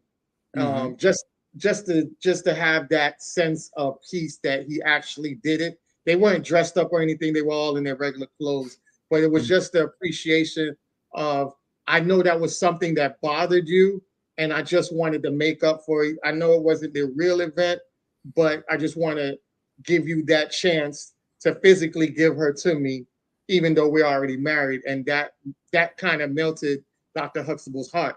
And I think a lot of times as men, we get married or propose to our significant other, and we don't take time to go to the family members and ask for their hand in marriage, whether their father's alive, whether their mother's alive, whether their uncles or whoever is the closest member to your spouse or your soon-to-be spouse, whoever is the closest and most personal member to that person. You don't go and ask that person, I would love to get her hand in marriage and ask for your blessings. We see it in the movies all the time, but I think we've gotten away from that because that's how we used to do it back in the day. That's how fathers would meet the potential son-in-laws, is going up there as a man and showing respect, like I'm coming to you as a man to ask you for your blessings in your favor to marry your daughter. And what that does is cuts out a lot of bullshit, because you're not going to put yourself in a situation to go ask a man and then have his blessings just to turn around and screw over his daughter. You know what I'm saying? So it cuts a lot of the bull crap out, a lot of the game playing out, because even when some guys are not sure about asking the father for permission, they'll not rather deal with the woman at all. They'll give some funky little excuse to say that, you know, they got cold feet or whatever, they can't go along with it before going to the dad because they know they had ill intentions. So I think we have lost that sense of code of conduct, that sense of courtship that we don't talk about as much. And I see a lot of people getting married, but I'm hoping that we go back to setting the standards of asking for permission for our potential mates. And I'll land my plane on that. Woo! You just said a mouthful right there. I'm gonna try to get this all out in my allotted time here, because boy, that's a big one. But first of all, let me just go back to the prior point and talk about, you know, the opening doors and all that type of stuff. I just want to make this point. I'll be remiss if I didn't make this point. Modern feminism and the embrace of modern feminism is what is at the root cause of all of this, you know, back and forth. You know what I mean? Because you have so many women on this strong and independent bullshit. You understand? And, you know, they're so, in their quest to be so much like us, they're losing so much of them. Like you said, a lot of women don't even like that or appreciate it. So it's like women need to get on one accord with what it is that they want from us so that we can understand them better as a group. You know what I'm saying? And vice versa. We need to be on one accord as to what we're going to present, you know, as to what is and what isn't acceptable, because everybody just winging it and coming up with their own shit clearly isn't working. Now, to move on to the other point that you made, I'm glad you mentioned that. You did see it, because her father did give her away at the wedding. Her father gave her away at the wedding. What you did not see was the lead up to that, which is what I think you're getting at. And I absolutely did, you know, ask for his blessing. However, I asked for his blessing after she had already accepted the proposal. And that was because I wanted the proposal to be a surprise. So, and he told me afterwards that I did it the right way, because if I would have told him, he would have told her and fucked up the surprise. Yeah. So I'm like, okay, good. I was thinking that because I wanted to do it, you know, because I'm that dude. I'm that stand-up guy. I don't get cold feet or none of that. When dudes say stuff like that, you're saying up front, dude, that you are a coward. You're saying that you don't deserve her hand in marriage. You scared of her father? Yeah. What's more bitch made than being afraid to ask for the hand of the woman that you want to love for the rest of your life? I'll wait. I'm just saying. So, like, real talk. Yeah, I absolutely did that. But it was after I proposed to her, and I did it the proper way. I did a nice little setup. We went to a restaurant. I had them cue some music, and, you know, it was a whole theatrical thing. I'll post it on the internet one day. I'm going to post that. But, like, you know, I did that, and she said yes. Cool. The next order of business for me immediately was to not only ask for her father's approval, but for her mother's approval as well. Nice. So I actually asked for her hand in marriage from both parents. Nice. But it was after she had already agreed. And it was out of respect. It was out of respect, and it was out of, you know, really showing them that I'm putting my best foot forward and you can trust me with your daughter. Because at the end of the day, I may be the best person to have the best intentions, but they don't know me. You understand? Yeah.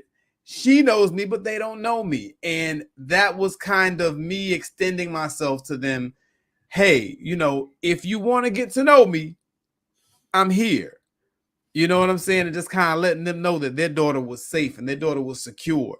That was the intent behind that. And yes, we do need to get back to that, because too many of these sisters really and truly, at the end of the day, if we want to talk about the real reason they're having so much trouble with women, so much trouble with men, you know, talk about the real reason they're having so much trouble with men is because they don't know how to choose quality men. Period. Yeah. Because initially, the woman is the one who says whether this is going to go anywhere or not. Yeah. So if you don't know who to choose and refuse, you're going to end up having problems. A lot of that comes from not having your father involved in your life and knowing the guys that you're choosing and the types of guys that you're choosing. Or at the very least, a suitable male voucher. Right. You know, a lot of these women, if we just gonna keep it a buck, they have relationship issues because they listen to these birds online that don't know any more than they do. Yeah. For a woman, I would say most of the time, you do not want to get your relationship advice from women. I'm going to say that again. For the average woman, you do not want to get your relationship advice from women. Or if you do, make sure that you get it balanced by also getting some relationship advice from men. Good quality men that you can trust, that have your best interest at heart, that ain't trying to bang you, that you not some guy that you used to deal with that, you know, y'all still hook up from time to time. No, somebody that there's no history with, somebody that has no interest in being with you like that, just somebody that you can rap with on a platonic level, and somebody that really rocks with you, that's going to look out for you like an older brother. You understand what I'm saying? You need that male input, because we can see sometimes a woman will tell me a story and I can already tell what game and bullshit the guy that's in the story is up to by the time she gets to the third or fourth line of the story. Women are blinded by this. They don't get it. Oh, I like him. He this, he that. They're so convinced, for instance, that I've heard older women that know better say this dumb shit. Oh, because he spent some money, that means he like you, girl. No, it doesn't. It can, but no, it absolutely does not. In fact, it can mean the exact opposite. If he's spending all type of money and giving you all type of benefits that you haven't earned, it's usually to compensate for something else. Correct. And you got to understand how to read this. You understand what I'm saying? So, yeah, some people, you know, sisters, unfortunately, don't know how to pick men very well. And it would help a lot if the men that they're dealing with were required, like it used to be, to go and sit down and have conversations with their fathers or their brothers or their uncles, some man in their life. Because I guarantee you, he ain't got on the rosy colored lenses that you do. He can see right through that bullshit. You dig? So yeah, there was a very significant purpose for that, and we need to bring it back with everything we got. Real talk. Agreed. Exactly. You know, and it's true for men like it is for women. You know, exactly what you said. The reality is it's difficult to see it when you're in the eye of the storm, because ultimately the reality is, and I've said this and I've had people look at me sideways for saying it or like I'm somebody crazy, but I keep saying, if you're looking for your significant other, you're not looking for like a whole harem of men or women or whatever, you're just looking at one person. Dating is an elimination game. Yes, it is. There's a whole ton, a whole gaggle of people on this planet. Now, it's ridiculous to believe that at least one person, probably several people, but at least one person out there isn't compatible with you. There's somebody out there. I've seen some people for a number of reasons, for physical, aesthetic reasons, for internal reasons, who, by all rights, they should not have a significant other. They're either hideous on the outside or they're hideous on the inside, or they both. And I'll be damned if I haven't seen them with somebody in some cases who seems to just love on them and dote on them, and they down for life. You know, they ain't going nowhere. And I'm like, I'll be damned how this person I found this. And, you know, it's crazy. But like they said, there is somebody for everyone out there. Yeah. So if you're out here, and that's why the whole fear of loss is asinine, because you should not fear losing. If you have an abundance mindset, you're looking for what is compatible. If your deal breakers, if the things that you're looking for a significant other, if you cannot find them in this person, it is silly to sacrifice because they have good sex, or because they're very attractive physically, or because they have a good family, or whatever it is that's keeping you held in place there. If this is a person who does not fit, and not for silly reasons, but there are red flags here, you don't have to ignore them just for the sake of having somebody. You're looking to eliminate, you're looking to find out, and you're looking to find out early. That's the key. Early in the game, before you go and make permanent bad decisions with this person, or decisions that have significant lingering effects. It's going to take some time for you to distance yourself from them. You're going to have to make some major changes or whatever because they done mess with whatever you had going on, whatever. You're supposed to find these things out early. So when you see the red flags, oh, red flag, good. Let me go ahead and make this U-turn. Not, that's one. Well, let me see this two. Okay, so there's two. That was not too bad. If there's a third one, I'll leave. Then all of a sudden it's, they changed on me. I didn't know. Joe lying ass. So look, it's silly. All right. You need to find these things out in advance so that you don't end up looking stupid and goofy later on. And now you done made yourself a nice little hole that you got to try and get yourself out of. Whereas you could have been playing the game from a position of strength and leverage for men and women. You need someone on the outside who has some sense and has your best interest in mind.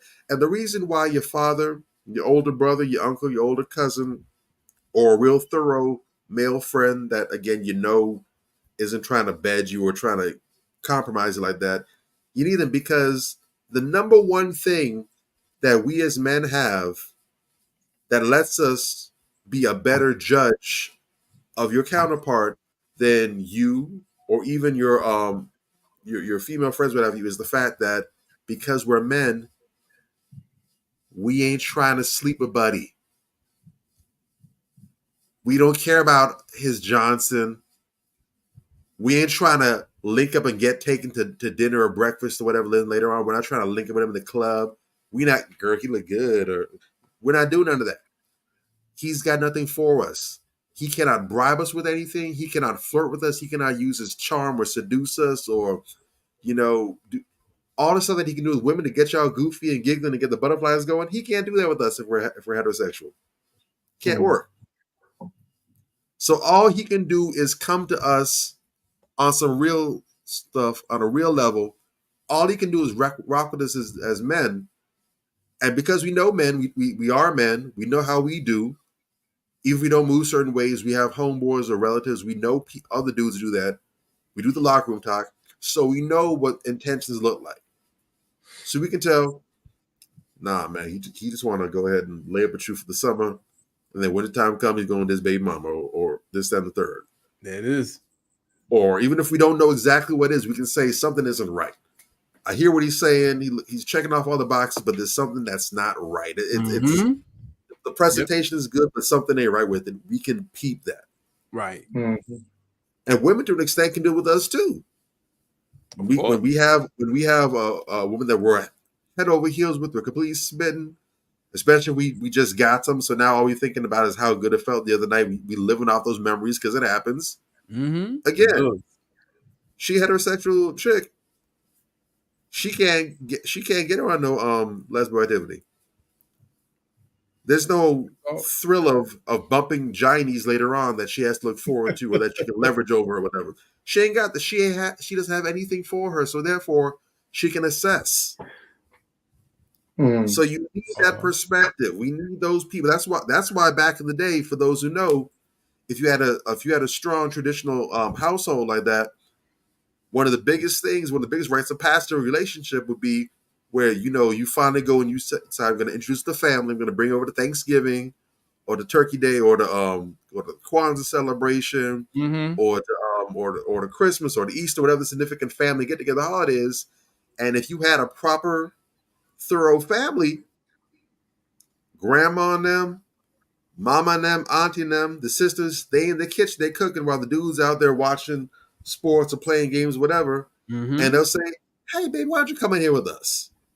There it is. The purpose is to evaluate the people's skills. Does she have the suitable skills? Yes. To be a suitable wife for my son, my brother, my grandson, my nephew?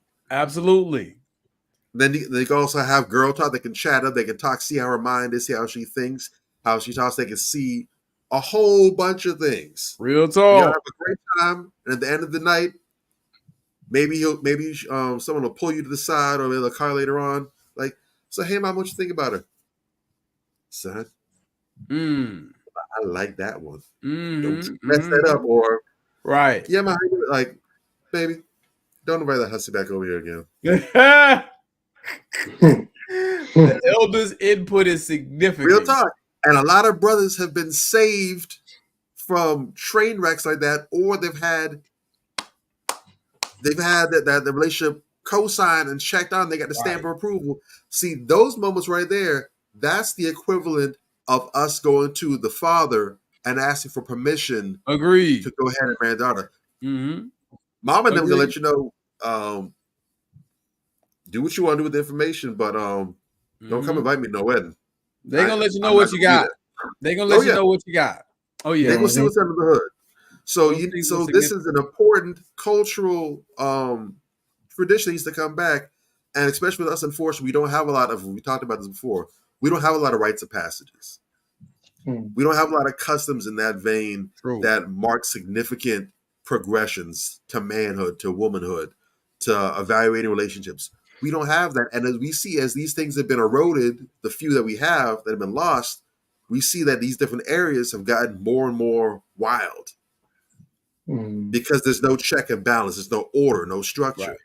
And when you lack structure, when you lack order, you have chaos and anarchy, because you can't have a void. There cannot be a void.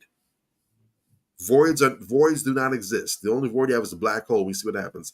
When there's a void, it has to be filled with something, and that's when you get any and everything. And that's why we have chaos now. Yeah. Mm-hmm. Well said.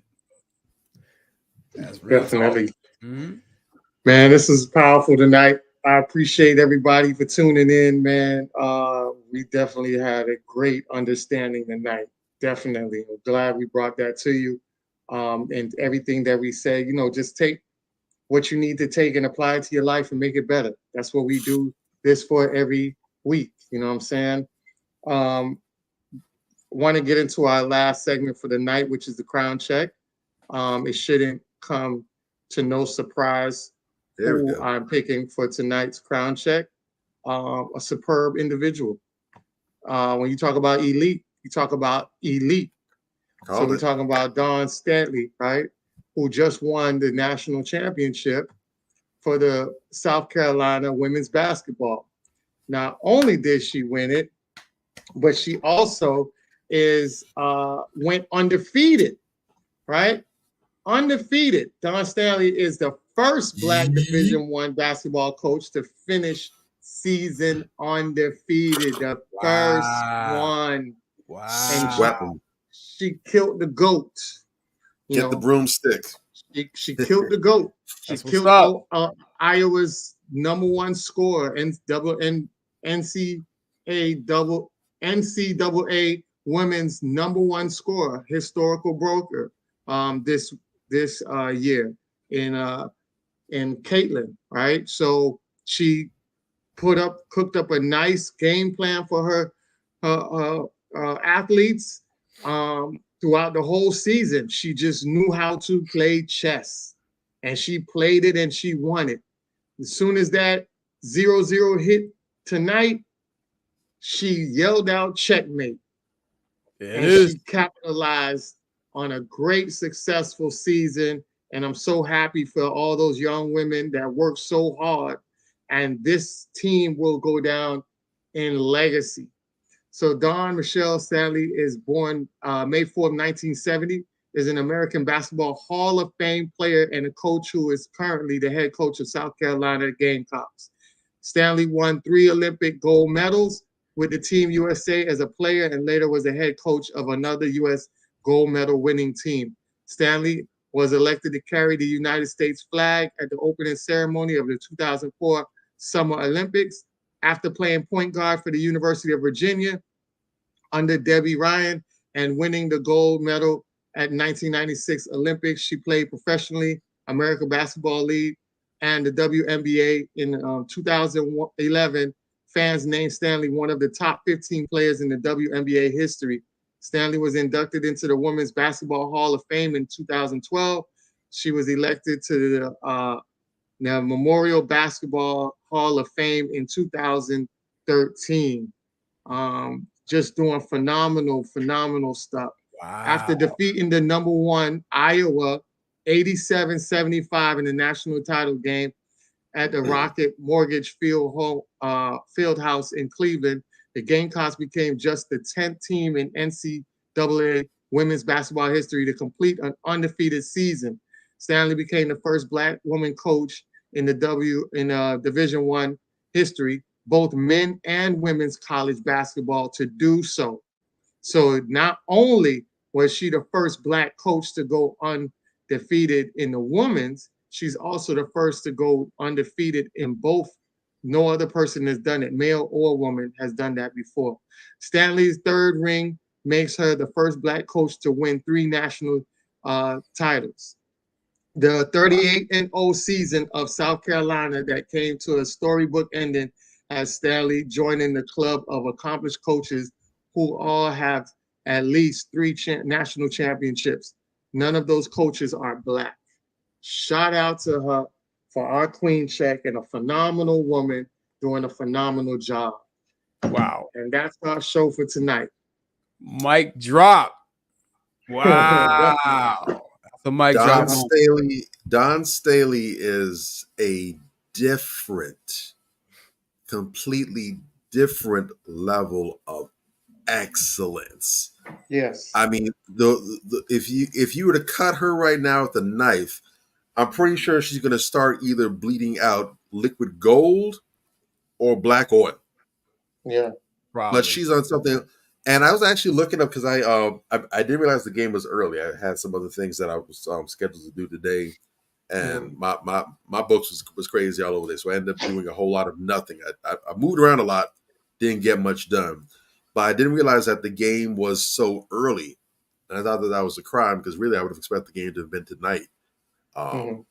But this season of women's college basketball has been pretty phenomenal, pretty spectacular.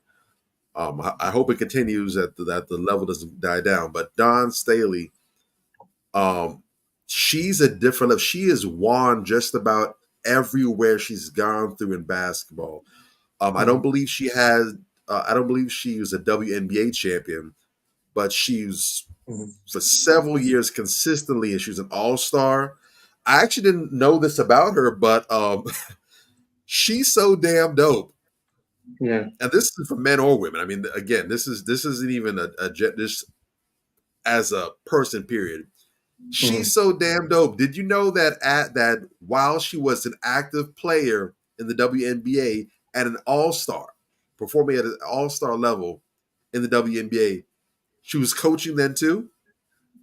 What? Wow, I didn't know that. She was the coach of the Temple University Owls, I think from 2000 to 2006, something like that. And while she did that, the college team won several championships as well too during the regular season, and in-season tournament gold as well too.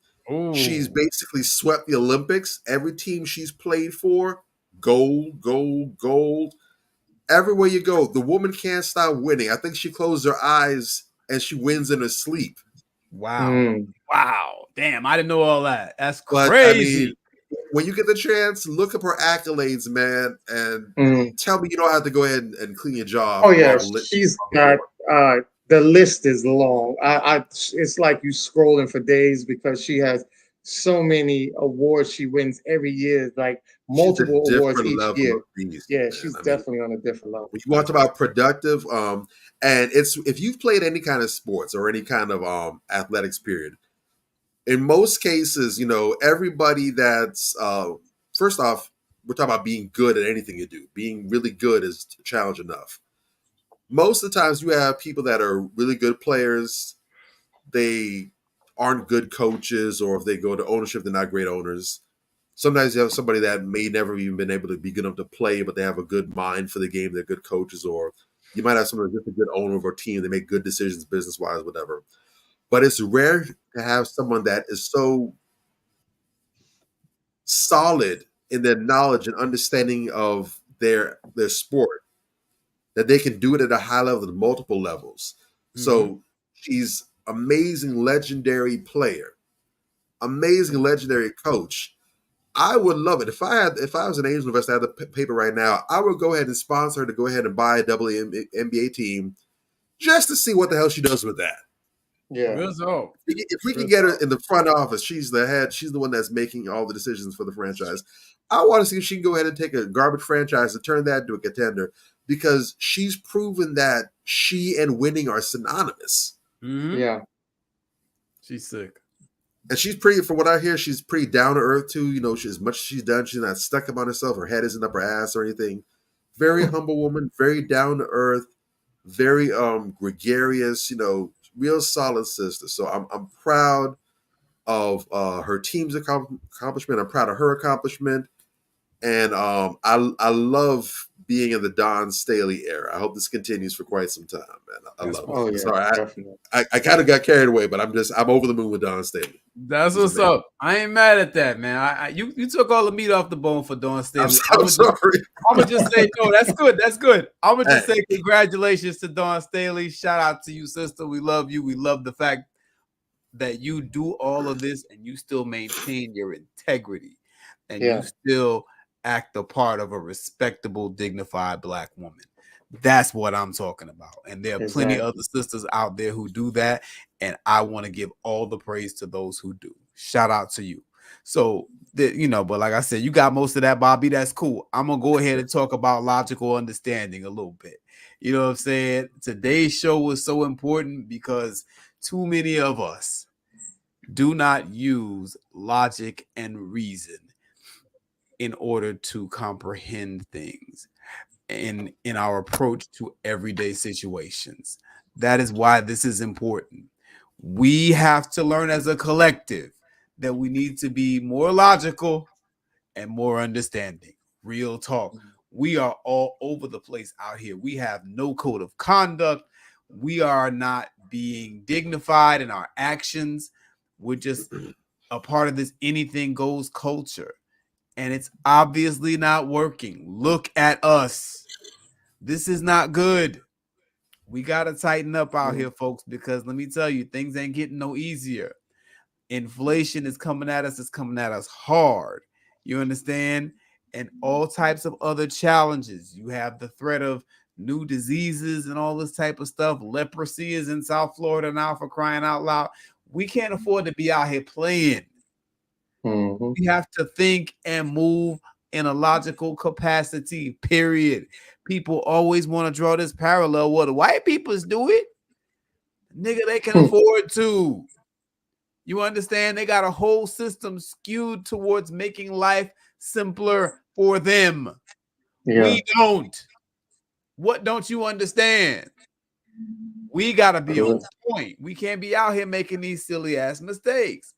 And when it comes down to dating and relationships, let's try to move in a logical capacity. Let's try to give each other a little more grace. Yeah, he might not have opened the door for you, but he might be a cool guy. Maybe if you explain to him that you're old-fashioned like that, he might appreciate that in you and he might start. Who knows? But let's give each other a little more grace. If somebody's coming to the table in good faith, I've always said this. Give them a shot. Now, if they show their ass, that's different. But if somebody's coming to you in the table and in good faith, give them a shot. And please, for the love of God, start vetting people before you ask them out on dates. Because everybody don't need to be out on a date with you. As we just saw, sometimes you're just not compatible with a person. They look good to you, you look good to them, but other shit just ain't lining up. You have to internalize people that you align with. Correct. Dig? And that goes for all types of relationships, really, if we're going to keep it a buck. And, you have to be right within coming into that involvement yourself as well. So, there's a little healing that a lot of us need to do before we even get to that point as well.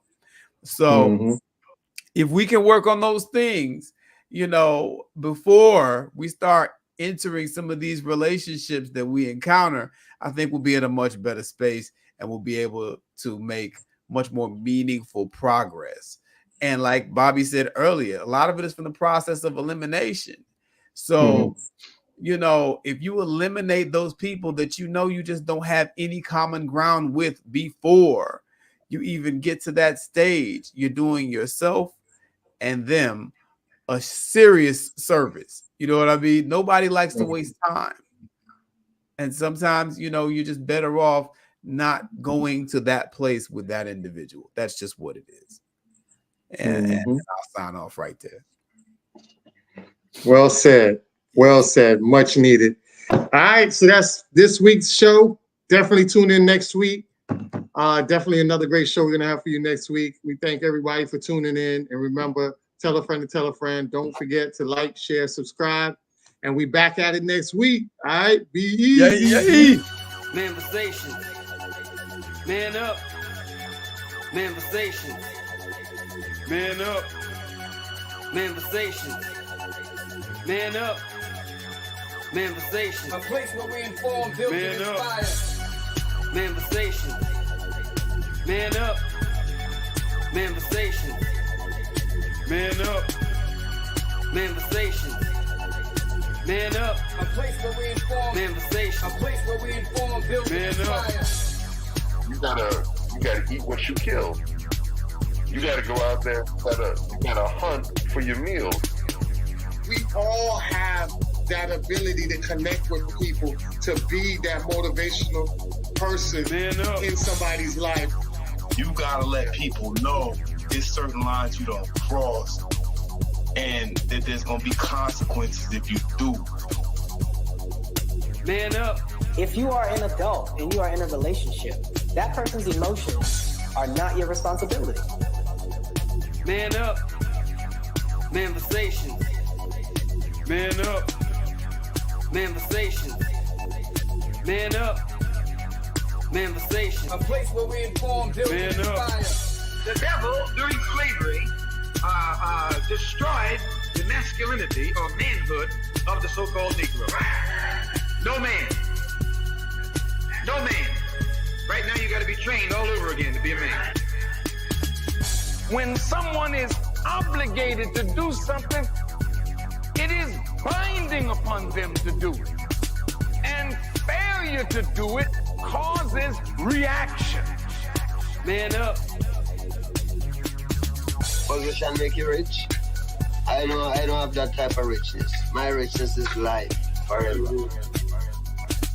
If that people knew that glorious path, if that people knew that glorious path, if that people knew that glorious path, then they would be more inclined to respect themselves.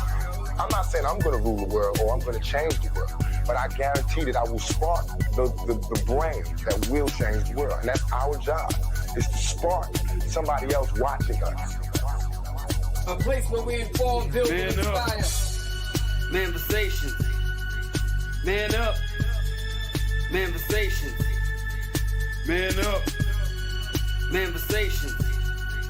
Man up. A place where we inform. Manifestation. A place where we inform, build, and inspire. You want to tell me about yourself? Go get your friends. I'll tell you who you are based on who your friends are. Don't just live and die. That's an ugly existence. Make your life matter. Make your life count. Live a life where people can actually mourn you for the things you left behind, not just because you were around and existed. We need strong black nuclear family. Yes. Yes. That's what it is. Mother, father, son, daughter, all in the same house with a focus on the family unit as a whole. We had Tulsa, Atlanta, New Jersey, Detroit. We had Rosewood. We had Black Wall Streets all over. The Republicans aren't for us, but the Democrats aren't for us either. And we should have no alliance to any political party. We only have alliance to what is in our own best interest. A place where we inform, build, and inspire. Manifestation. Man up. Manifestation. Man up. Manifestation. Man up. A place where we inform. Manifestation. A place where we inform, build, and inspire. At the end of the day, as men in the community, we must stand together and be counted, because people look to us for guidance, leadership, and protection. And if we are not about that business, we are not on our job. Here we have grown-ass man conversations in the spirit of that purpose. Anthony Malcolm, Bobby Drake, Major Gage. We are. This is Manifestations 2020. Manifestations. Man up. Manifestations. A place where we inform, build, and Man up. inspire.